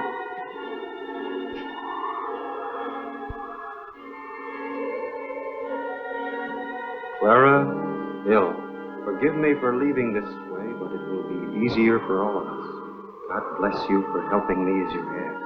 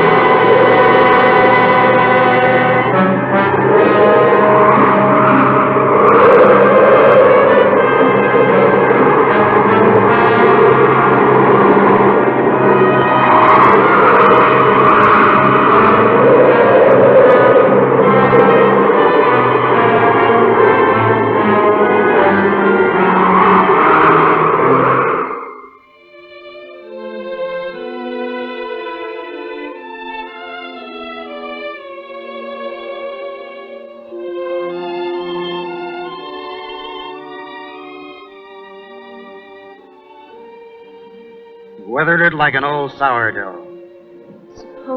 Suppose you hadn't found us. I was bound to. But this is what I've been looking for a long time.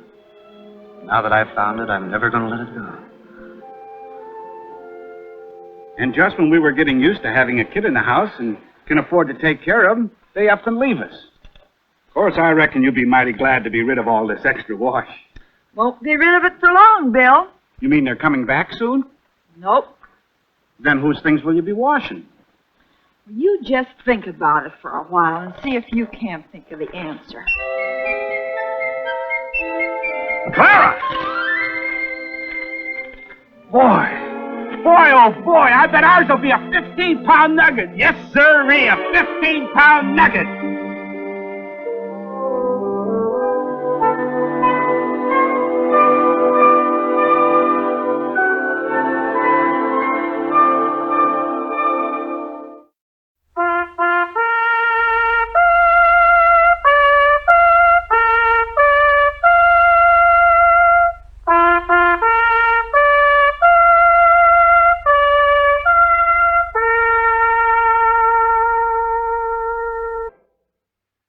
1876, Bismarck, Dakota Territory, was the jumping-off place of civilization. The western end of the telegraph line, and the place where Colonel Clement Lounsbury established his frontier newspaper, the Bismarck Tribune, and where, as correspondent for the New York Herald, he performed a journalistic feat that has gone down in history as the Great Lounsbury Scoop. Across the river from Bismarck lies Fort Lincoln, U.S. cavalry post under the command of that popular hero and great Indian fighter, General George Armstrong Custer. Events are in the wind on the spring morning of 1876 as Custer visits the Bismarck Tribune office. General! Lounsbury! Good to see you. Nice to see you. My assistant, Mark Kellogg, General Custer. How do you do, sir? Nice to know you. Well, my orders have come through. I'm to command the 7th Cavalry in the campaign against the Sioux. Congratulations. Thank you. Can you take the summer off? Take the summer off, huh? You're coming with us to cover the story. Well, I understood all newspapermen were barred. You're the one exception. Special permission from General Terry. Now, how does that happen? I asked for you. Better start getting ready. Oh, I'll be ready. Good. Well, I've got things to attend to. Kellogg? General? I'll be talking to you, Colonel. Did you hear that, Mark? I'm to accompany the troops to the Badlands. It's quite a break. I envy you. You'll have to run the paper in my absence and take over my assignment as correspondent for the New York Herald. I'm wiring Bennett right now. Take this over to the telegraph office and give it to Carnahan. Oh, wait a minute. Here's Carnahan himself. Dispatches from St. Louis and Chicago. Say, what's going on? I just saw General Custer leave here. Well, you send this off pronto and you can read about it yourself. James Gordon Bennett, New York Herald. General Custer has arranged for me to accompany expedition against the Sioux. Well.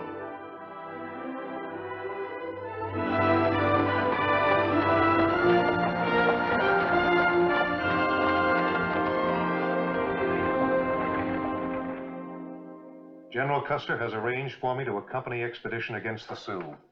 Well, think of it, Miller. We'll be the only newspaper in the country with its own correspondent on the spot. Well, it's about time we got something out of that backwoods town. It's going to be quite a show. And the Herald's in on the ground floor.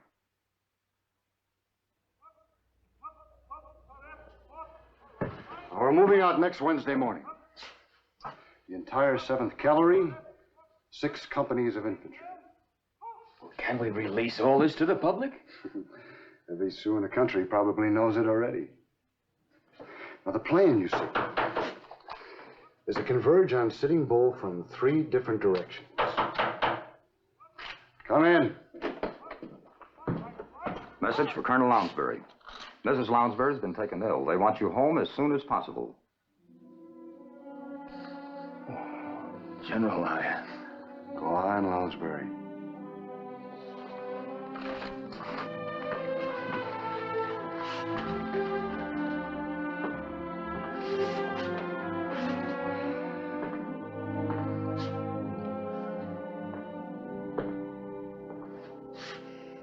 Oh, it's no use, Mark. Under the circumstances, I can't go. You'll have to go in my place. Me? Well, I know it's terribly short notice for an absence of months, but... That's all right. I have no family. Troops leave Fort Lincoln tomorrow. If you hurry, you can make the next ferry. It's a good thing I keep extra shirt and socks in the office. Here's some paper and pencil for your notes. I'll keep a diary. Good. Don't forget your pipe. Send back dispatches by pony as often as you can. And Mark, stay close to Custer and you'll get plenty of copy. Oh, I guess I'd better wear these. I won't be able to see where I'm going.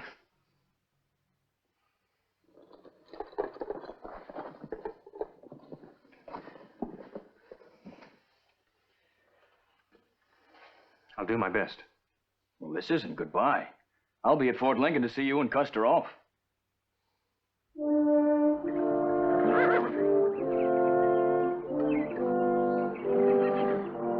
Major, take charge. Up and front! By twos! On! Hello!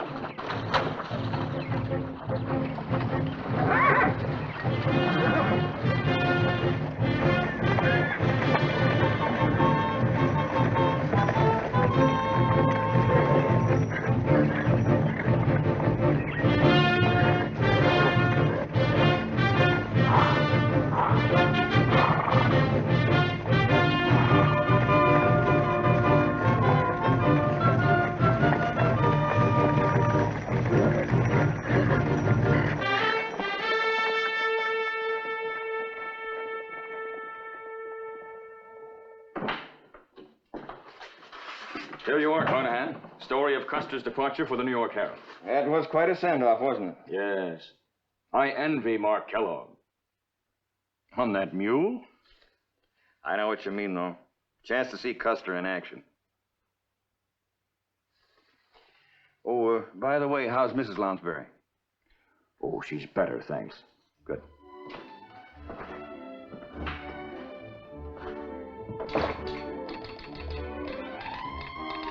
Special to New York Herald.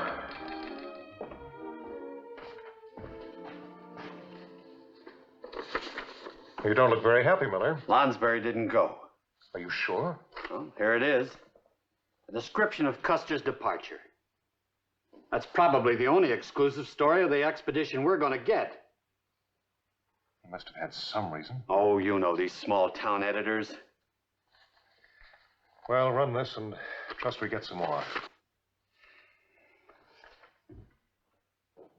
Valley of the Little Bighorn, June 1876.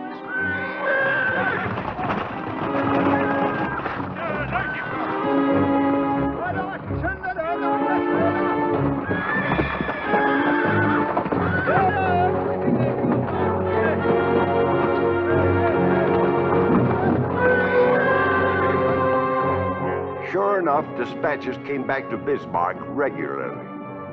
By courier for the next few weeks. From the Little Missouri, the Powder River, the Yellowstone, and then silence.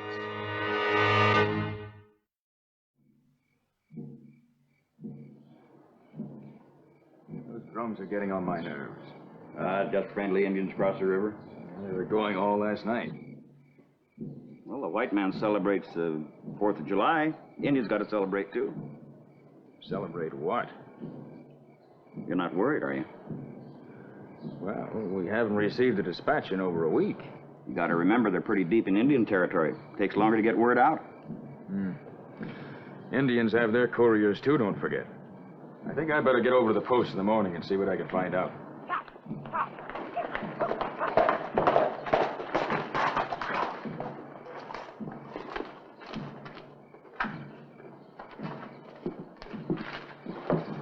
Dispatch from the Tribune, Mr. Lounsbury. Good. Where's this from? Rosebud Creek, sir, Montana. Thanks very much.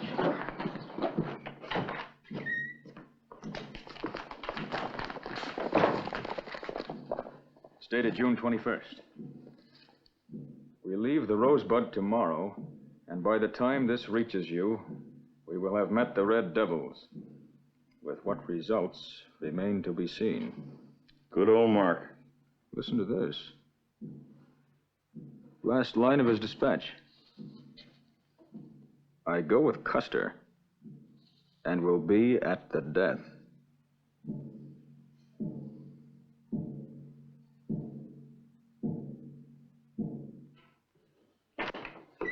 Colonel Lounsbury. I'll have some coffee for you in a minute. I'm afraid I've got a story for you, sir. Oh? What is it? Custer and all of his men. Wiped out.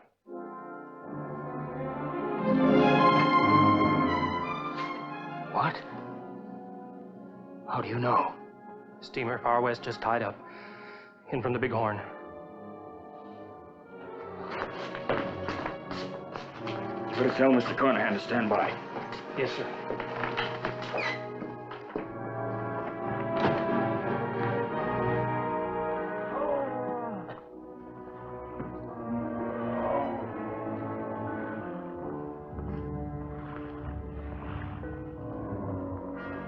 Captain Marsh. Lounsbury, Bismarck Tribune. Oh, yes. These are the wounded from Major Reno's command. 51 of them. Oh, what of Custer's command? Wiped out to the last man. Complete massacre. We had a reporter with Custer. Mark Kellogg. Oh, yes. Just a moment.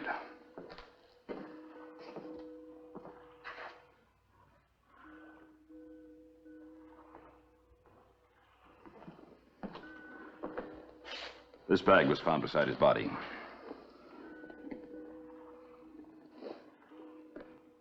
Could you please come to the Tribune office as soon as possible? I must get this whole story.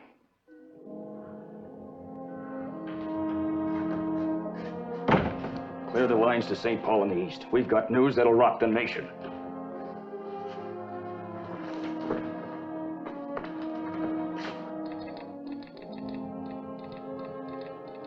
Cut me through, quick. Special. New York Herald.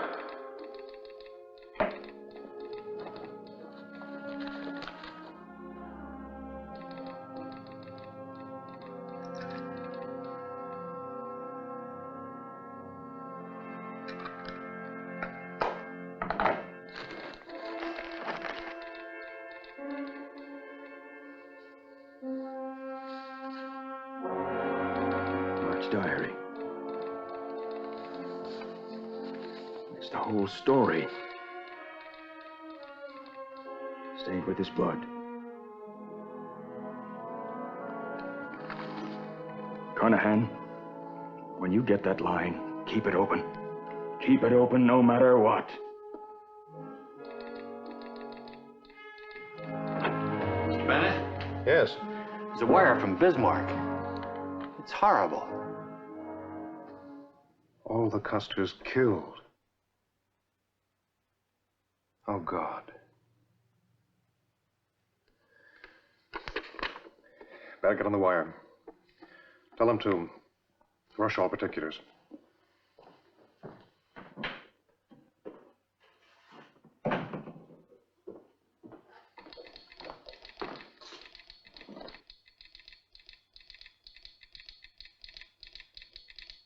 Operator, Bismarck. Rush. Me. Full. Particulars. Signed. James. Gordon. Bennett. Oh, here's your first batch of copy. I'll feed you more as soon as I can write. Bismarck. July 6th. Miller! Give this the whole front page. I've wired our Washington correspondent to check with the War Department for a statement. Good. And tell Bismarck to keep it coming. Fine.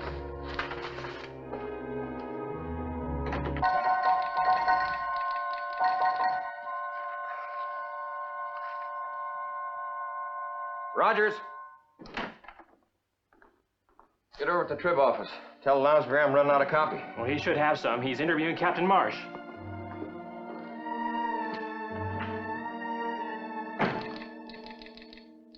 First we knew was 2 days after the battle, when a Crow scout came staggering aboard the far west. That's where we lay at the mouth of the Little Bighorn. We couldn't believe it. But it was true, all right. The Sioux had massed 3,000 men, and Custer had only 261. Colonel Lounsbury, Mr. Carnahan needs more copy. Then give him this, the list of the dead. And tell him to hang on to that wire. If we lose it, we'll never get through again.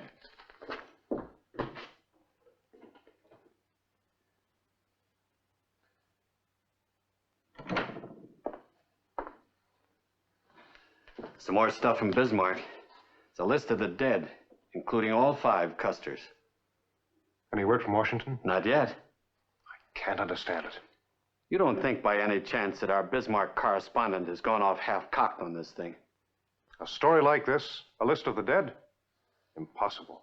Well, if it's true, Army headquarters would be the first to be notified. You know, the costs on that open wire to Bismarck are running into a fortune. I know. Tell Lonsberry to hold up further copy awaiting confirmation from Washington. All right.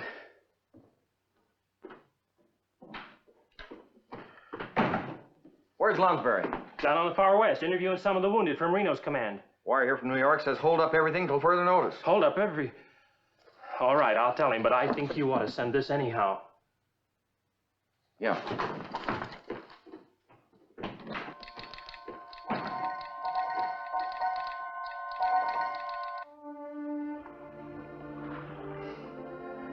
So that's it, huh?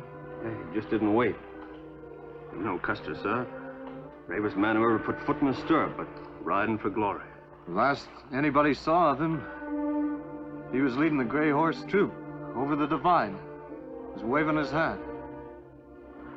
Old battle couldn't have lasted more than an hour. Well, thanks very much, man. Oh, sir, there's something you might like to know. There was just 2 of the bodies the Indians left untouched. General Custer, your reporter, Mark Kellogg.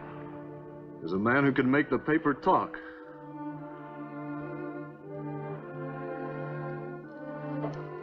We'll make it talk. We'll make it scream.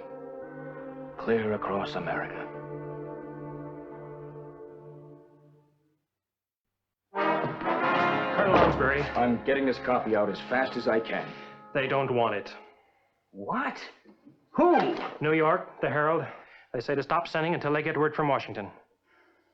I do that, I break telegraphic communication with them now, I'll never establish contact with them again. Somebody else will grab the line. Carnahan can't hold the line much longer anyway, sir. He's run out of copy.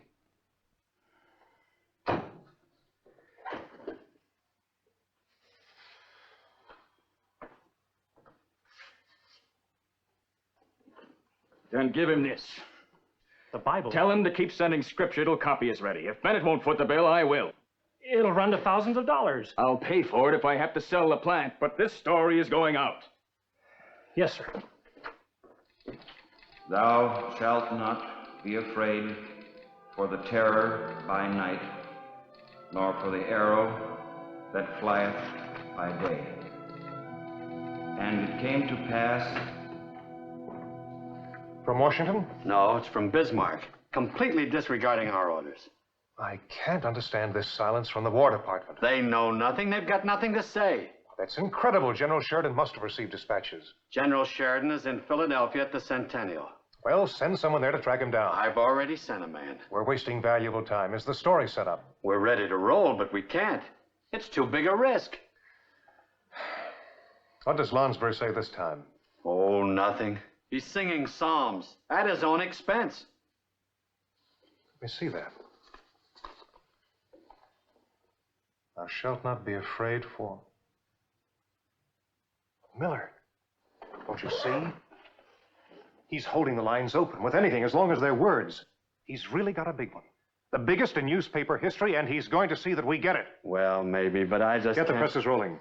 We still don't have a confirmation of it. Then we'll run without it. We don't dare. Maybe we don't, but I do. And who owns the newspaper? You do, thanks to the fact that your father founded it. Think of him, Bennett. If you publish the story of Custer's defeat and it proves to be untrue, well, the Herald's reputation will be ruined. And you'll never live it down. I'll take my chances. What is the word of some editor up in a stick somewhere compared with that of the U.S. government? Release the story. All right. A bloody battle. General Custer killed. A horrible slaughter pen. I have heard of yellow journalism, but I never thought the New York Herald would be guilty of it. Now, just a minute, Major. To perpetrate a cruel hoax like this on the American public. This story happens to be true, direct from our correspondent. The War Department denies it categorically. Yes, I know. General Sheridan, General Sherman, they give it no credence. I still believe it. Then you're a fool. And worse, if you were in the Army, you'd be court-martialed. Headquarters may still hold you responsible. I knew your father. He was a great newspaper man. He must be turning over in his grave.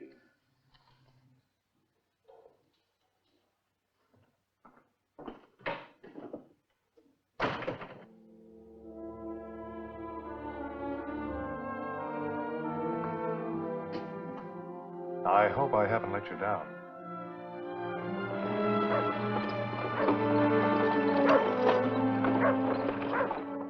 Now, scouts on the frontier have a way of spreading stories, especially about Indian warfare. Your editor would have been wise to wait for a confirmation from headquarters. You think it'll come, General Sheridan? Nothing that horrible. It couldn't be. A defeat at the very worst, but not a wholesale massacre. Come in.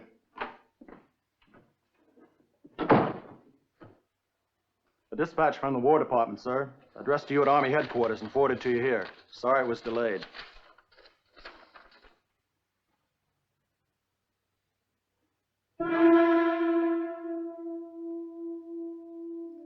It's true.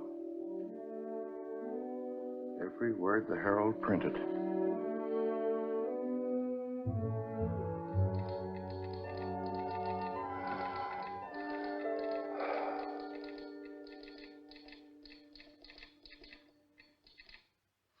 Any more? That's it. Over 80,000 words. Oh, I kept praying my hand wouldn't get paralyzed. Carnahan, do you know how long you've been at that key? 80 hours. That all? Seemed like 80 years.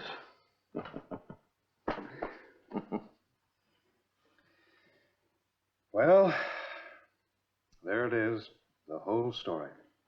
Interviews with General Sheridan, General Sherman. Complete confirmation. Good work, Miller. Good work for you, sir.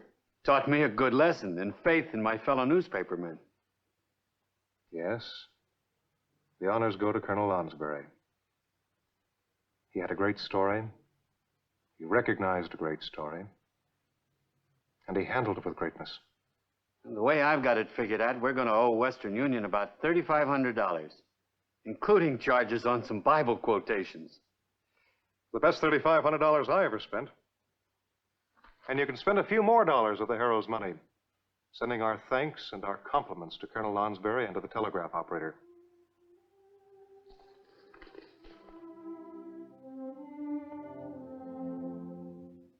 Better get along now and send that message off to Bismarck. Yes, sir.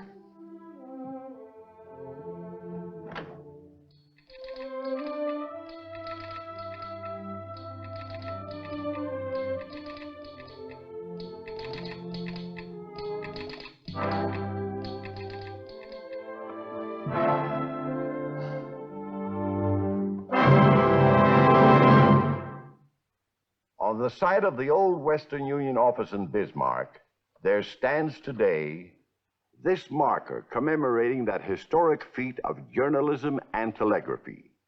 Few news stories have so electrified a nation.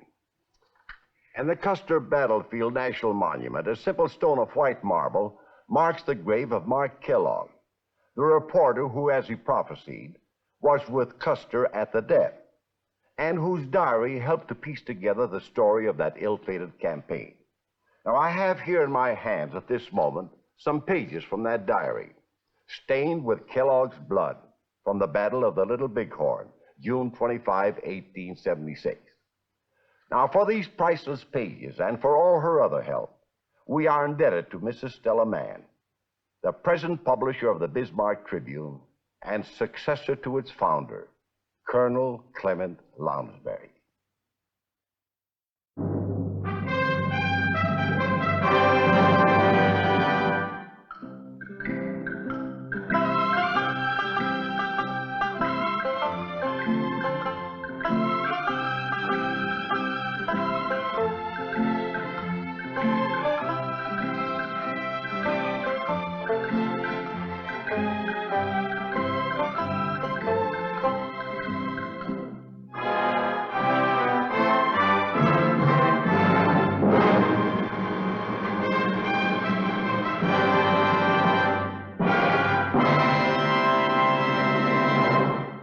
One of the familiar figures in pioneer days was the itinerant preacher who carried the word of God to remote spots that had no churches.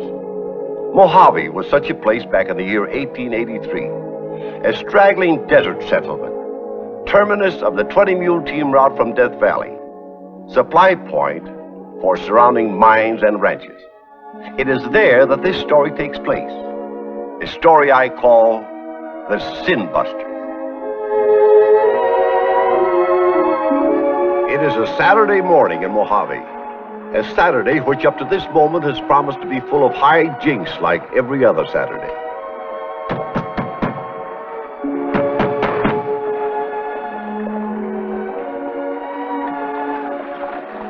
I thought someone was knocking. Yes, I'm John Brownell. Hadn't you better ask the owner before putting up a sign like that? Oh, that's all been arranged. I've paid him well for the rent of it. That man has no scruples. Taking money from a preacher when he knows very well that Knows what? Saturday night's a big night in Mojave. Folks come from miles around. Why, even the 20-mule team outfits try to fix it so they wind up here on Saturday. Well, that's good. That's why I took the hall for a Saturday night, so I'd be sure of a big crowd. They want to whoop it up. They're going to be mad as hops if they find out there's no dance tonight. Say, you must be the young lady who plays the piano at the dance, Miss Ellen Todd. I suppose he told you my services went with the hall? No, but I would like it if you'd play the hymns for me. Well, I haven't heard one for so long, I don't know if I remember any. Well, I have a hymn book. We can go over them beforehand.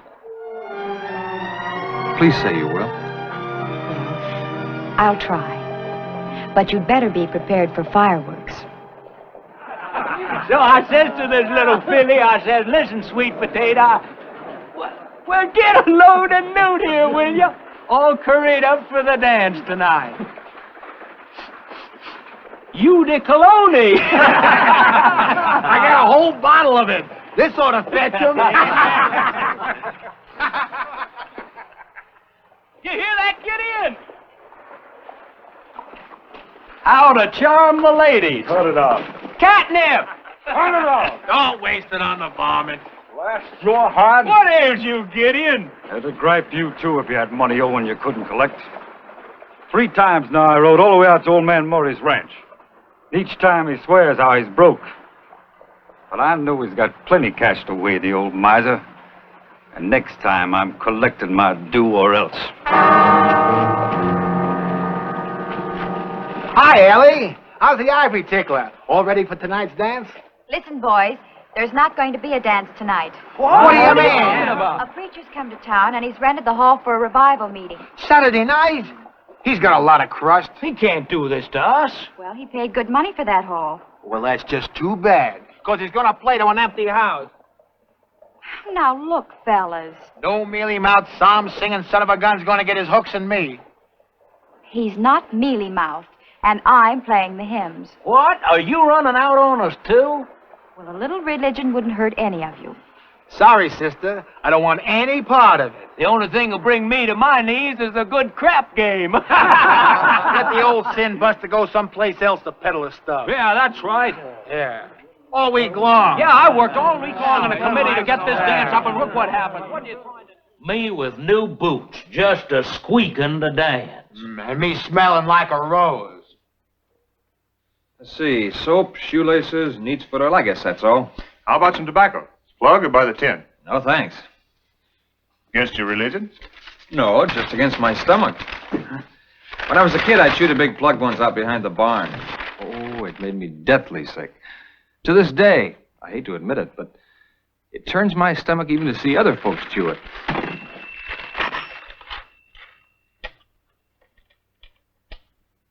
I hope I'll see you at the meeting tonight. And you gentlemen, too. It starts at 7.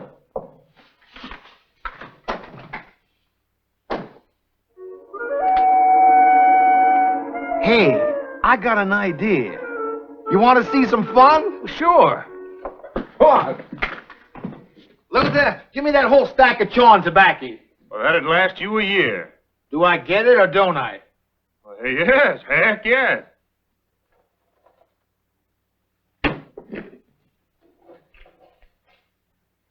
Here's the hymn book. It's a bit dog-eared, I'm afraid, having been in my saddlebag for so many miles. How long do you stay in one place? Well, that all depends on how much I think I'm accomplishing. I'm afraid you're going to find Mojave a very tough town. Not everything in it. Which hymns would you like me to play? Well, Let me see. This one, for one. Oh, Rock of Ages.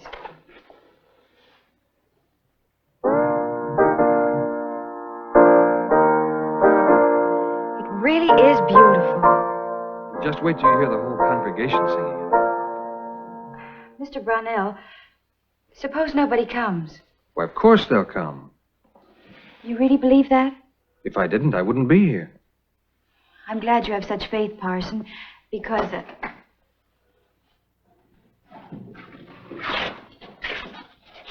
You see, they're arriving already, early. I must get the lamps lighted.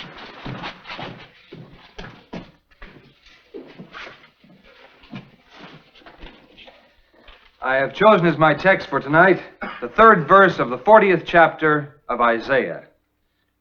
The voice of him that crieth in the wilderness. Prepare ye the way of the Lord. Make straight in the desert a highway for our God. A highway in the desert.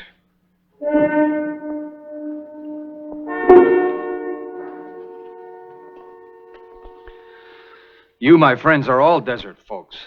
You've prospected it with your burros, staked homesteads on it, freighted long-line teams across it.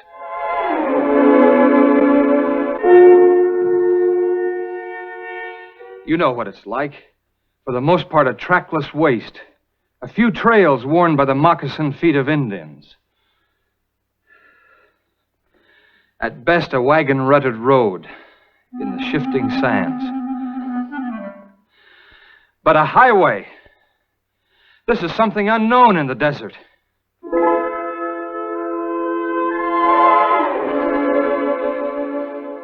A highway long and smooth and straight.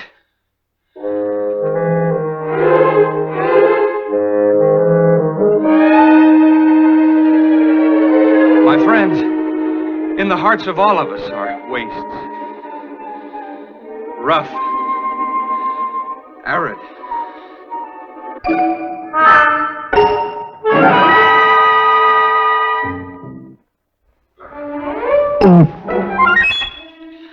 Excuse me.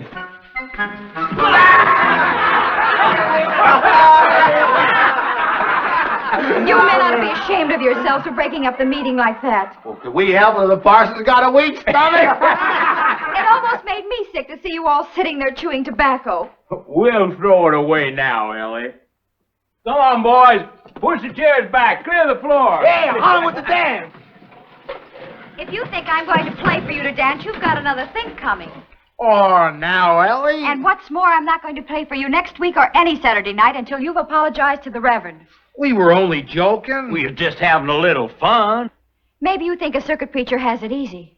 Well, he doesn't. His work is hard and lonely, and the pay's next to nothing. He spent all he had to rent this hall, and the only reward was the feeling that he'd helped a few souls. And then rowdies like you come along. All right. We're miserable sinners. And we'll never go to heaven. But you could go to the preacher and say you're sorry. Until then, this piano stays closed.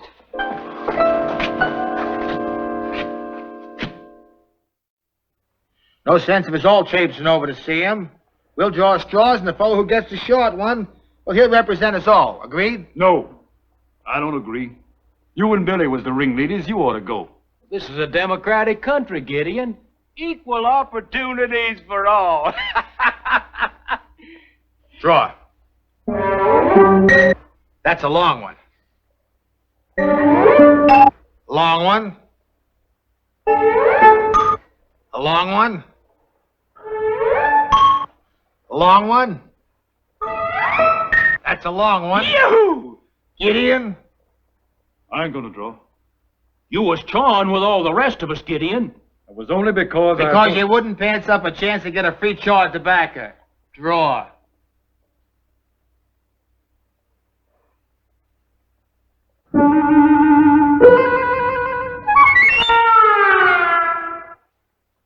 The short one. Mr. Gideon Flack is elected.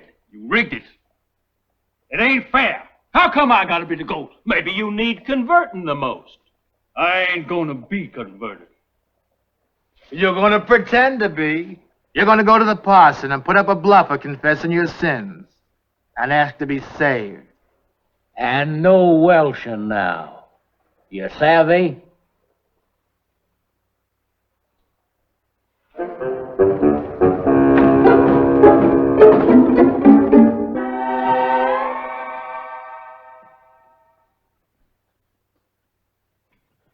Don't blame yourself.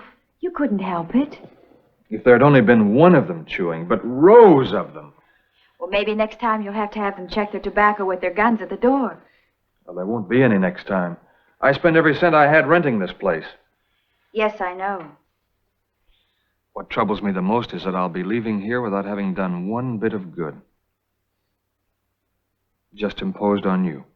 Oh, it wasn't an imposition. I was glad to play for you. Oh, could I have my hymn book back, please?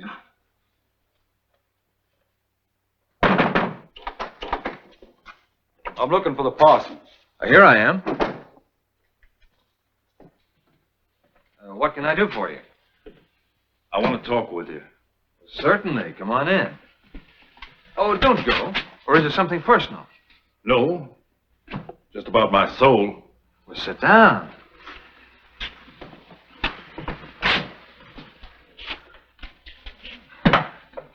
I don't know just how to begin. I never confessed my sins before. Oh, but I got them. Plenty of them. I drink and I cuss, and I raise Cain. And I beat my wife and children. Gideon, you're single. Well, I do it in my mind's eye. That's the kind of stinker I am. But you'd like to change. I'm afraid it's too late. It's never too late. Yeah, but I'm kind of set in my ways. Well, you've already taken the first step just by coming here. But I got a heck of a long way to go. You know what the Bible says? There is more joy in heaven over one sinner that repenteth. You know something, Parson? You're the only one in town's been friendly toward me. Friendship breeds friendship, Gideon. You're the only one who's welcomed me. You've put new heart into me. I did? Well, don't you go expecting any miracles from me now. You know, you've done much more for me than I have for you. I have? Well, thank you, Parson. Shake? And call on me anytime. Always glad to see you, Gideon.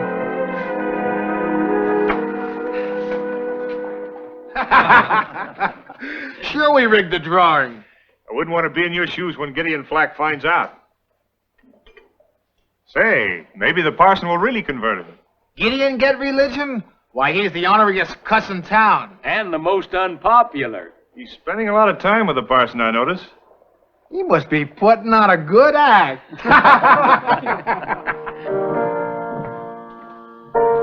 Miss Todd, what would you say if I told you I was going to hold another meeting? John, I mean... You know, it's nice to be called something besides parson. Maybe now I can call you Ellie. If you like. Ellie, The meeting you spoke about. Oh, yes. Well, I sold my watch and I've rented this place again. What makes you think the men will come this time? Well, if for no other reason than to hear Gideon Flack. Gideon Flack? He's going to testify. Then he's really been converted. And I'm hoping some of the other folks in town will follow his example and see the light. He's never been very popular. Folks always seem to have it in for him. Well, perhaps he's misunderstood. Anyway, I can't leave Mojave until I give it one more try. Oh, I'd be glad to play the hymns for you, John. Thank you, Ellie. Do you really think he'll give testimony? Can't say. He's an unpredictable cuss. He's promised. I heard he went out of town till after Saturday. He wouldn't do that to John. So it's John now, is it? The Reverend Brownell spent his last cent to rent that hall. That makes him more of a fool if nobody turns up. I'll be there. And me. And me. Speaking of the devil.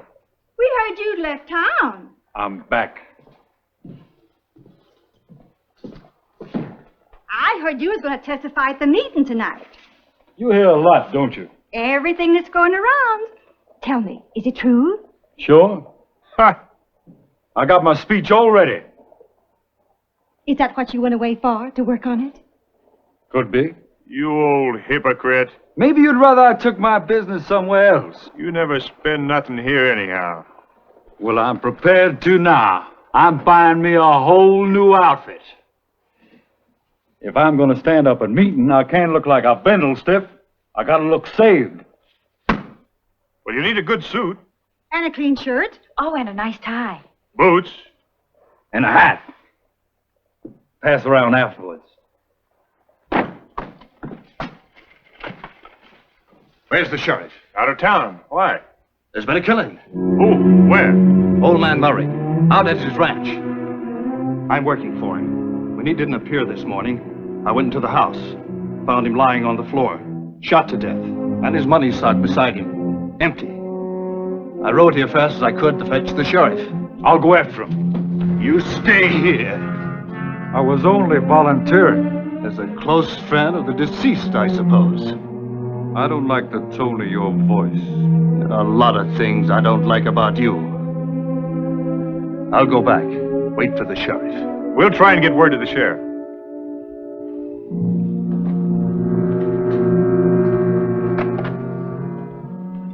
He was away somewhere overnight. Of course, he might have been preparing his testimony for the meeting. Knowing Gideon, that's pretty far-fetched. He hated old man Murray's guts. Remember the threats he made? Said he'd collect the money next time or else. He's down at the stable feeding his horse. But I wouldn't trust him as far as I could throw a red-hot anvil with my bare hand. Yeah, look how he pulled the wool over the parson's eyes, pretending to be reformed. Nearly had me fooled. Then he comes in here with a wad of bills that would choke a mule. And no explanation where he got them. No. We better keep an eye on him so he don't bolt before the sheriff gets back.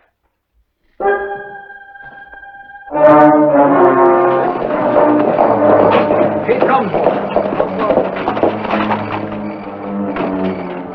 Look what I found out at the ranch. It was in the bushes where a horse had been tied. You recognize it? Yeah. It's Gideon Flax. Where is he? He's inside Luther's store now.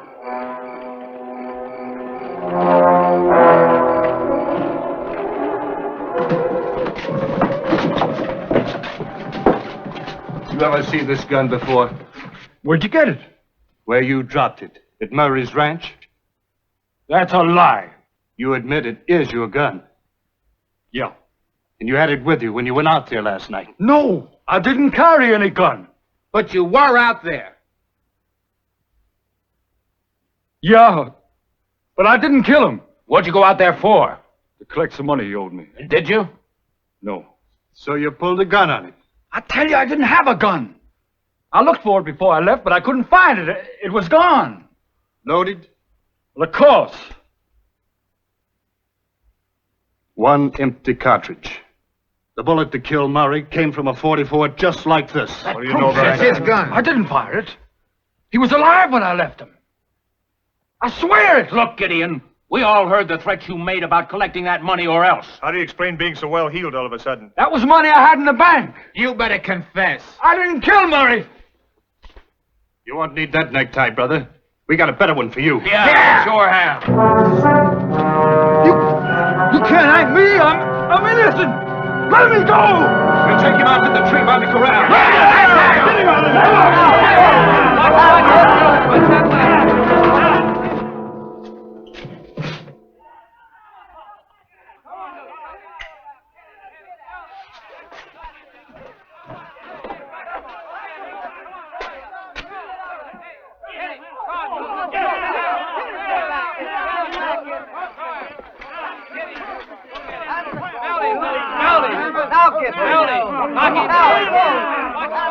What's all this about?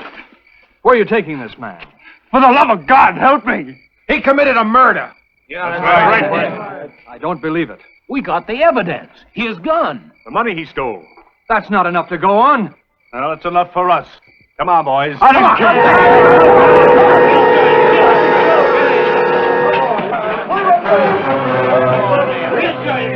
him.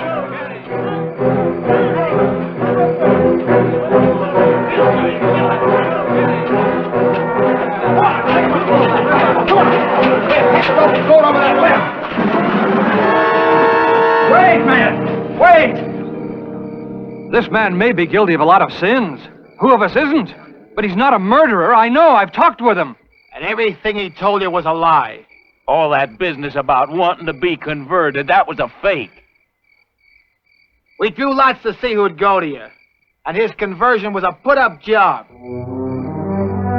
Boss.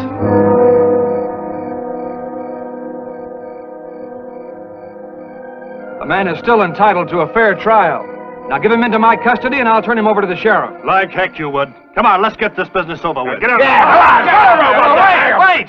I'll make you a proposition. I'll fight you for custody of this man. I'll take on anyone you pick from this crowd. Well, come on, men. Where's your sporting blood? Nothing doing. Come on. We ain't had a good fight in a coon's age. What do we got to lose? You can lick 'em hands down, Newt. Here's your chance. All right. Square off, Parson. Just remember, preacher, you asked for it. And I ain't pulling any punches. Come on! What's that left? Get him! Locket!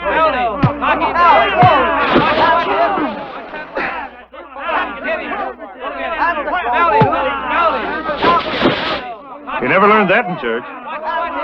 What's that left? Get him! Here comes the sheriff. Sheriff! Sheriff, get out! Get in, no What's going on here? Just a fight, Sheriff. Yeah? Looks more like a necktie party to me. Who've you got here? The murderer of old man Murray. Apprehending criminals is my job. Anybody want to argue? So who gave you the right to take the law in your hands? Without a trial? Without even a warrant for this man's arrest?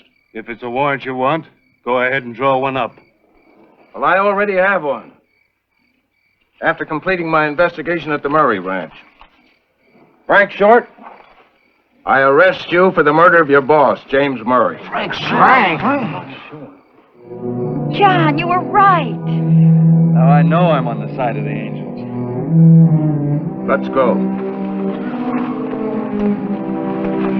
Gosh, we sure are sorry, Gideon.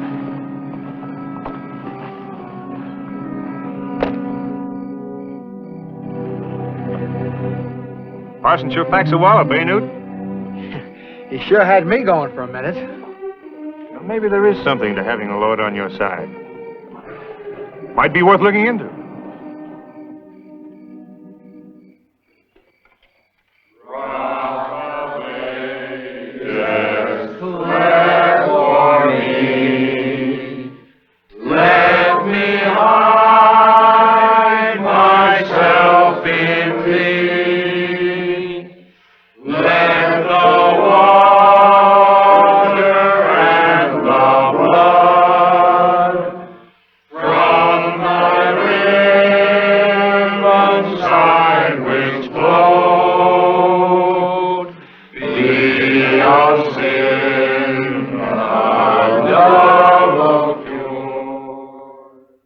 And that's the story. The voice of him that crieth in the wilderness and was heard.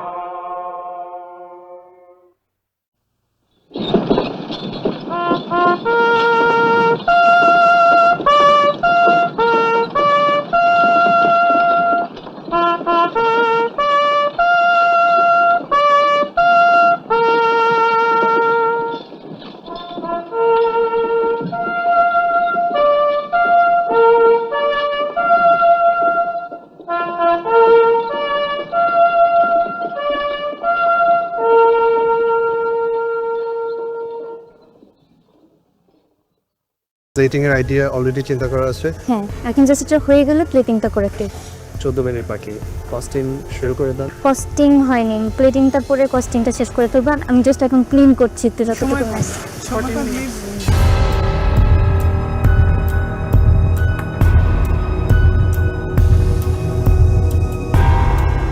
স্পেনের একটা recipe করছি, এটার নাম হচ্ছে গিয়ে fish পাইলা। এখন আমি এটাকে দমে দিচ্ছি আর দেখি কি হয়। আজকে আমাদের পর্বের নাম হচ্ছে ফিশ ফিউশন। এটা একটা আমার ভাগ্যে পড়েছে চাইনিজ। আমি আজকে আমার রেসিপির নাম হচ্ছে জাইউ। ফিশ দিয়ে রুই ফিশ দিয়ে এটা করছি। আশা করছি এই টাইমের মধ্যে এটা কমপ্লিট করতে পারবো।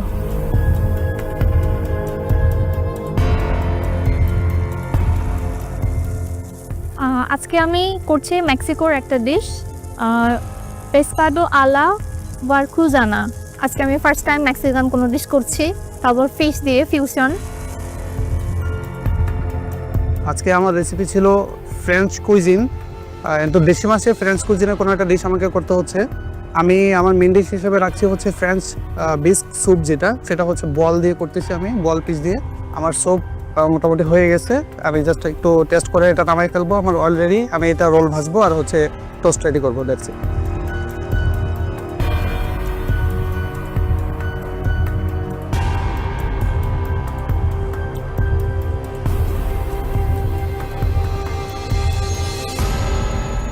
কি হচ্ছে জুয়ারিয়া? আমি ফিশ বেক করতে দিয়েছি ওভেনে, অ্যান্ড ফ্রাইড রাইস করছি সাইড ডিশ। আর আমার রেসিপির নাম হলো ওরাটা আল পার্টোসিও। 15 মিনিট বাকি আছে, হয়ে যাবে না? I hope so. With plating, costing and cleaning. Good luck. Thank you.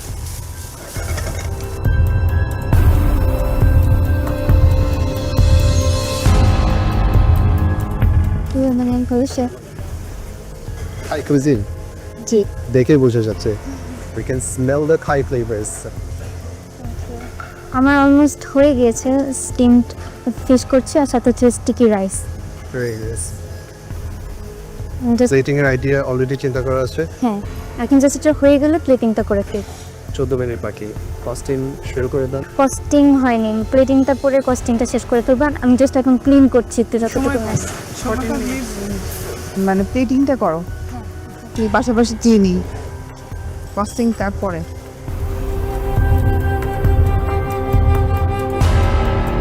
কি অবস্থা? জি আলহামদুলিল্লাহ ভালো। আজকে আমার মেক্সিকান ডিশ পেসকাডো আলা ভারকুজানা।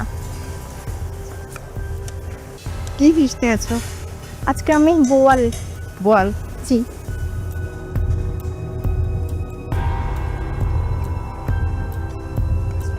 জি জি।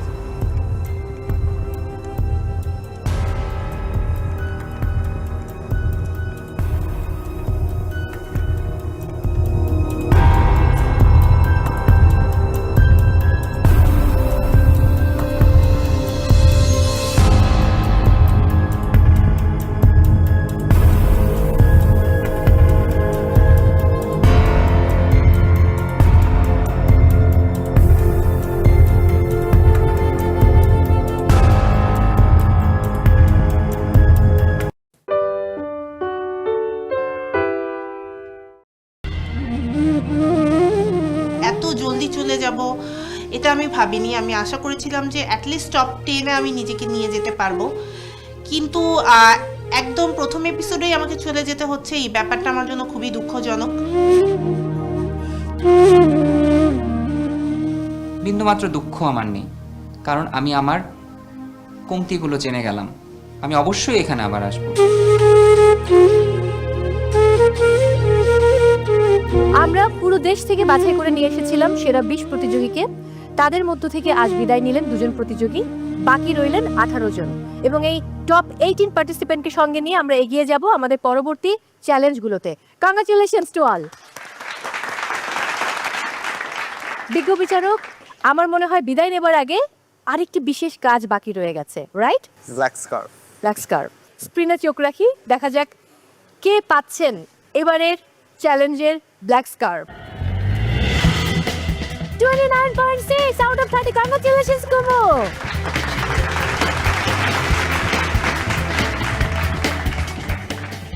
আবারও দ্বিতীয়বারের মতো কুমুর দখলে black scarf. So back to back দুবার, পরবর্তীবার হয়ে গেলে কিন্তু হ্যাট্রিক হয়ে যাবে। কুমুর লক্ষ্য থাকবে এখন হ্যাট্রিকটা পূরণ করা, রাইট? আমি আজকের পর্বে প্রথম স্থান অধিকার করে ব্ল্যাক স্কার্ফটি অর্জন করেছি। আবারও আমার ভালো লাগছে, কিন্তু এটা পেতে গিয়ে আমার যে মানসিক চাপটা সহ্য করতে হয়েছে তা আমি ভাষায় বুঝাইতে পারবো না। কারণ আমি নিজে সে জ্যোতি আপুকে একটা সহজ রেসিপি দিয়েছিলাম এবং সেটা থেকে সে 29 স্কোর করেছিল। তো ওনাকে বিট করতে হলে আমাকে 29-এর প্লাস পেতে হবে আউট অফ 30। এটা যে কত বড় একটা মেন্টাল প্রেশার ছিল আমার জন্য। কংগ্রাচুলেশনস কুমু। বিজ্ঞতির বিচারক, এবার বিদায় নেবার পালা, আপনাদের অনুমতি প্রার্থী। অবশ্যই। দর্শক, শেষ হলো আমাদের দ্বিতীয় চ্যালেঞ্জ, স্বাদের বিশ্বভ্রমণ। এবং এই স্বাদের বিশ্বভ্রমণের মধ্য দিয়ে মনে হচ্ছিল যে আমরা একটা ইমোশনাল জার্নি শেষ করলাম। বিদায় নিলেন দুজন পার্টিসিপেন্টস, ডক্টর মুনিম এবং মাইমুনা। বাকি রইলেন 18 জন, এবং এই 18 জনকে নিয়ে আমাদের নতুন জার্নি শুরু হচ্ছে, নতুন চ্যালেঞ্জ শুরু হচ্ছে। সো সেরা রাঁধুনি নিয়ে আপডেটস পেতে হলে চোখ রাখতে হবে সেরা রাঁধুনির ফেসবুক পেজ এবং ইউটিউব চ্যানেলে, সেই সঙ্গে মাছরাঙার ইউটিউব চ্যানেলে। সবাই অনেক ভালো থাকুন, দেখা হচ্ছে আবারও সেরা রাঁধুনি রান্নায় শ্রেষ্ঠত্বের লড়াই সিজন 8-এ।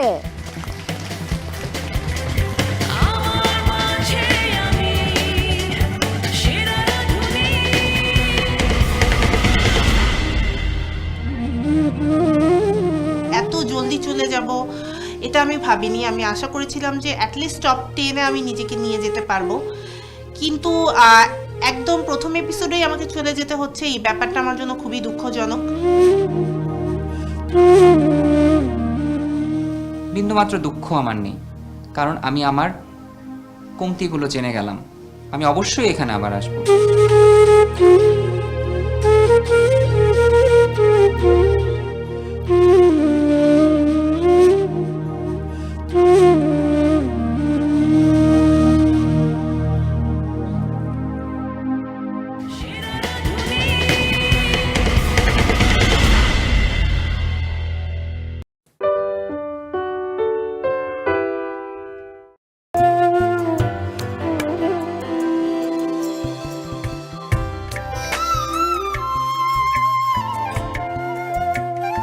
ফরিদপুরের সাইমা এবং পুরান ঢাকার লাকি। সো জার্নিটা এবারের মতো শেষ হচ্ছে।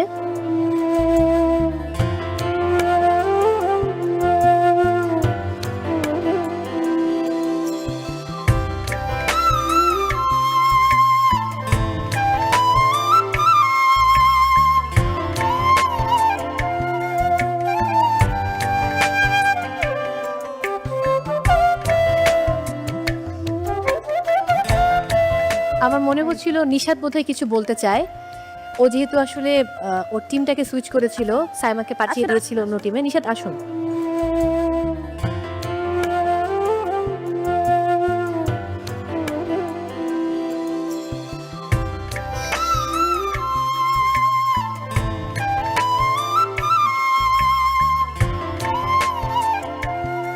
Part of a game, be strong, আবার পরের জন্য প্রিপারেশন নিয়ে আসবেন।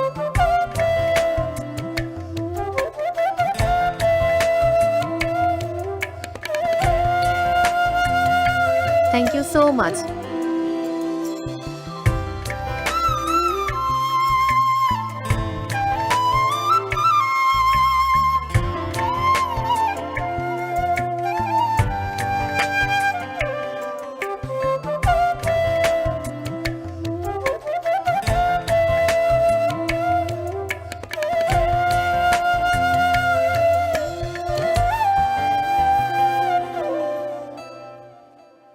দর্শক, অনেক নাটকীয়তা শেষে আমরা পেয়ে গেছি এই তো বাংলার স্বাদ চ্যালেঞ্জের মধ্য দিয়ে আমাদের টপ 14 পার্টিসিপেন্টসকে, এবং এটা ছিল আমাদের এবারের সিজনের প্রথম গ্রুপ টাস্ক।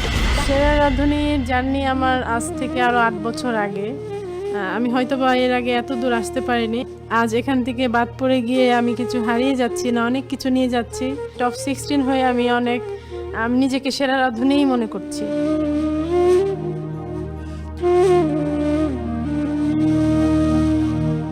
সেরা রাঁধুনির জার্নিটা আমার জন্য অনেক ভালো ছিল। আমি যদি সেরা রাঁধুনিতে অংশগ্রহণ না করতাম, আমি আমার বাসা থেকে অনেক দূরেই পর্যন্ত আসতাম না, আর এত মানুষের সাথে আমি মিশতেও পারতাম না। ভালো লেগেছে, টক মিষ্টি ঝাল যেমন ছিল জিনিসটা।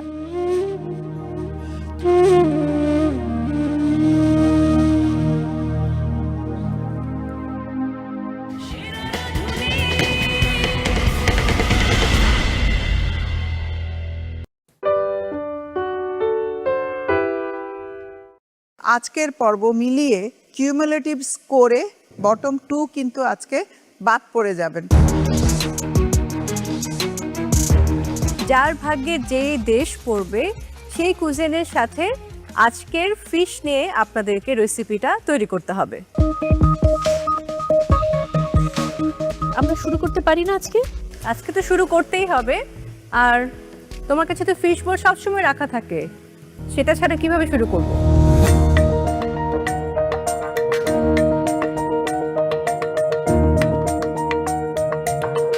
ফিশ বোল আমার হাতে চলে এসেছে। আপনারা আজকে যারা রান্না করবেন পার্টিসিপেন্টস একে একে করে এসে আপনাদের চিটস নিয়ে যাবেন।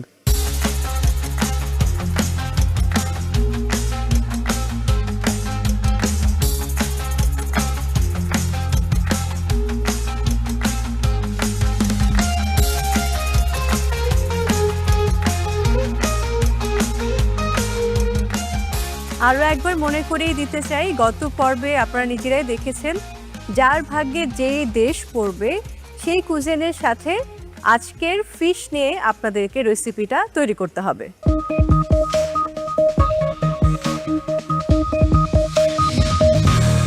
পার্টিসিপেন্টস, আজকে কিন্তু ফিশ ফিউশনের আমাদের দ্বিতীয় পর্ব। গত পর্ব এবং আজকের পর্ব মিলিয়ে কিউমুলেটিভ স্কোরে বটম 2 কিন্তু আজকে বাদ পড়ে যাবেন।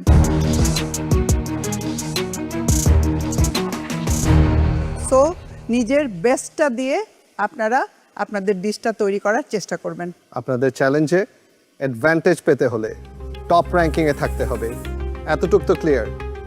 অ্যাডভান্টেজের কথা যখন বলছি, there is another advantage এই মঞ্চে, which is the black scarf.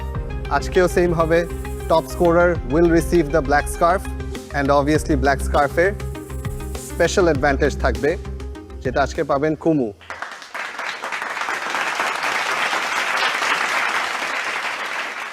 Black স্কার্ফের কি অ্যাডভান্টেজ এটা আমরা একটু পরে বলছি। তাহলে জাজেস, শুরু করা যাক ফিশ ফিউশন। না না না, ওয়েট, শুরু করা যাক কিভাবে? এখনো তো ওই যে ছোট ছোট মাছগুলো আসেনি। ও আই এম সো সরি, ভুলে গিয়েছিলাম। ফিশ কোথায়? দ্রুত ফিশ নিয়ে আসুন।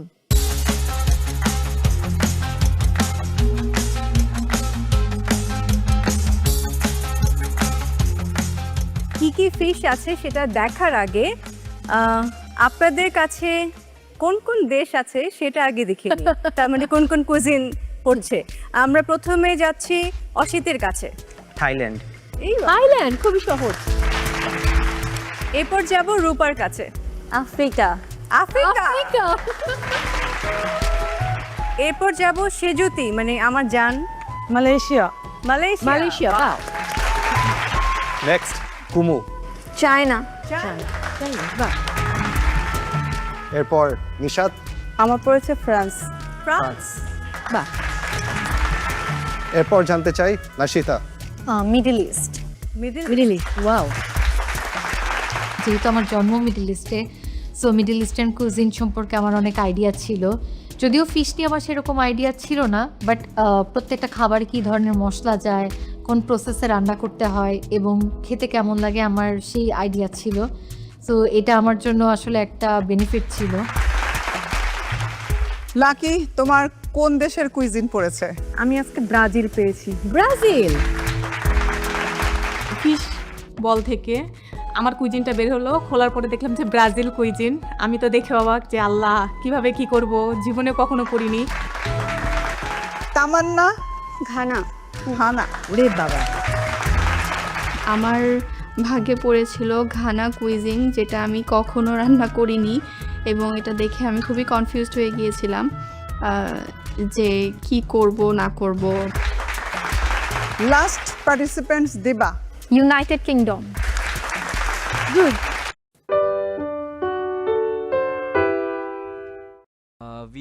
Video 1 ngày 11 tháng 11 2024. Let's go, let's go, let's go, let's go. Làm nhẹ 4 tiếng, làm nhẹ 4 tiếng ngày hôm nay cực binh chi lông nhé. Tắt cái Unity đi đã, tính sau. OP season new rồi. Thứ 30 mà. Max rồi, maximum. Hết tiền rồi. Shop.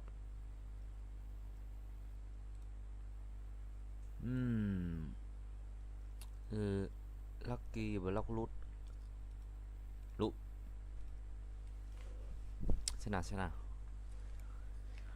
Vào Doc, ChatGPT, vào Gemini.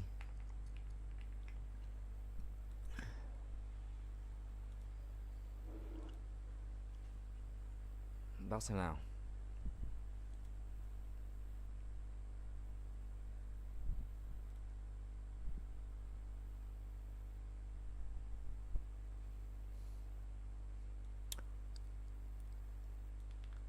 Masan Group 1.2, 1.1 này. Lịch sử hình thành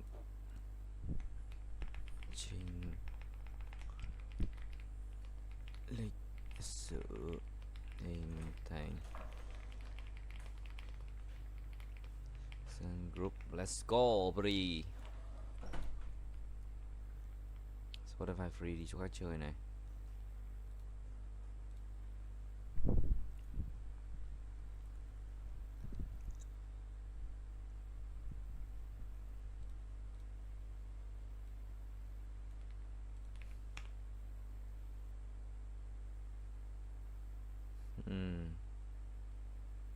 Masan Consumer rồi, holy shit.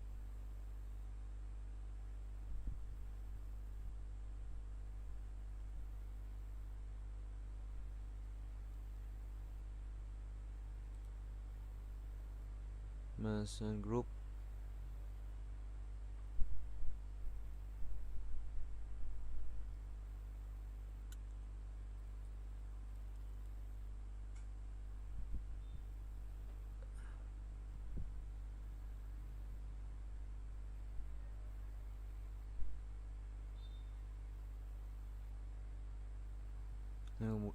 Cung thực phẩm Masan, công ty cổ phần hàng tiêu dùng Masan Consumer.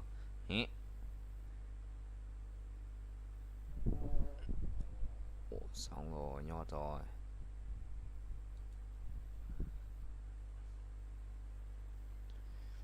Lịch sử công ty cổ phần tập đoàn Masan Group.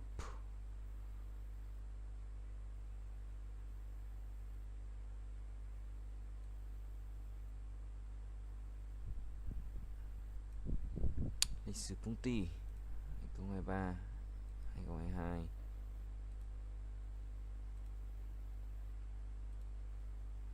Chín 18.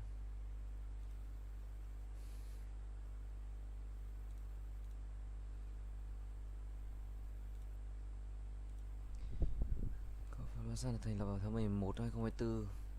Hàng hải Masan.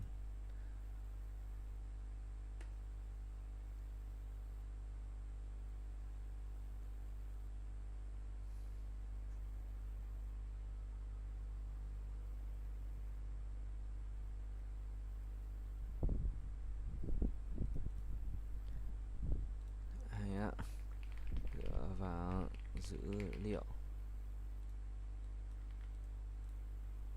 từ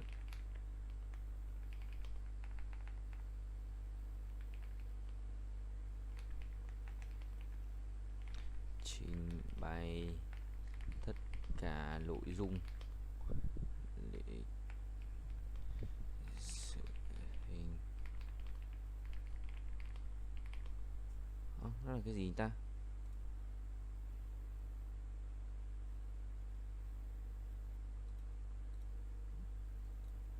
Lịch sử hình thành của Masan Group.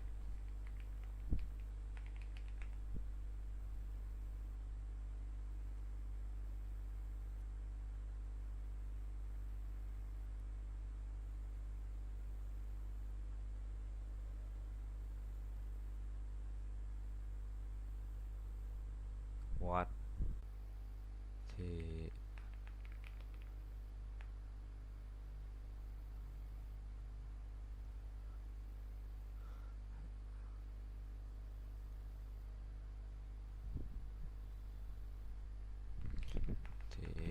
bao giờ bên mình có hàng bữa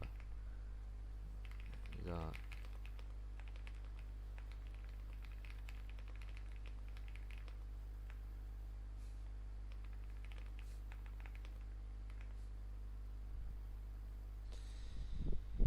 hay ya bro bri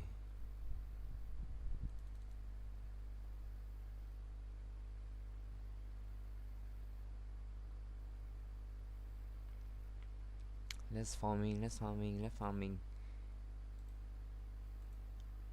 Chưa game ấy, xong rồi tôi có chơi game pet, tôi chơi game này. Yes sir. Quá là bình chỉ lồng.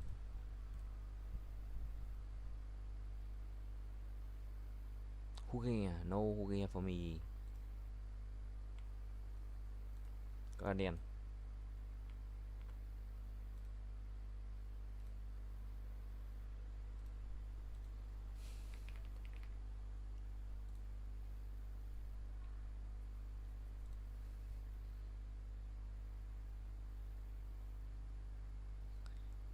Sinh viên có vị trí nhân viên bày hàng bạn nha. Ây da, cập nhật nó quả menu quả 11. Bri có bơ không?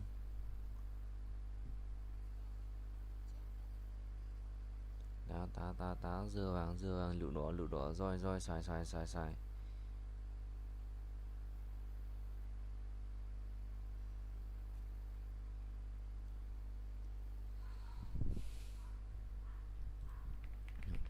Bên mình có bơ không ạ?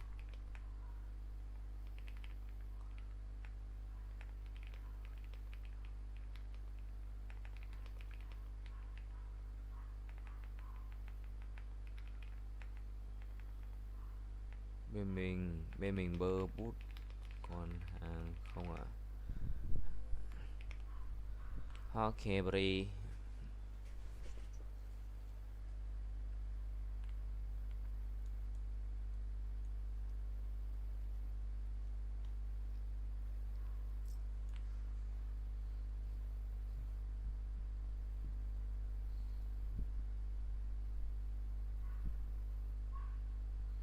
Oh my god, trừ 1%.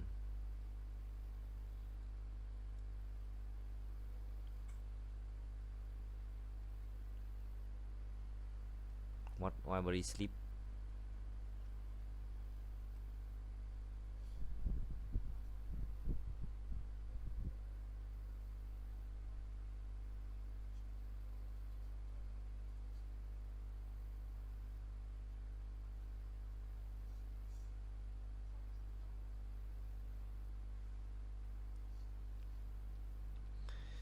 Oh bro, go all the long way, go.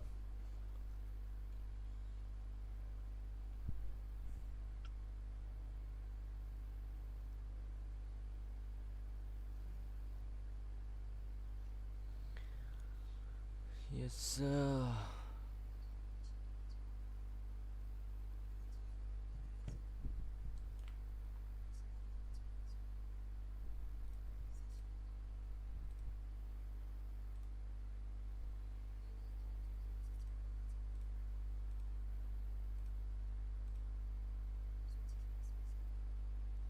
Khó khăn luôn ý.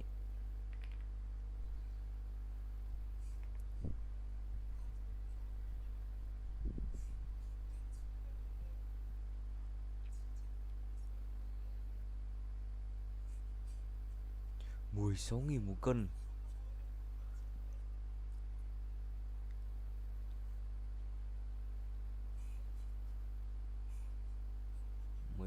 này 14.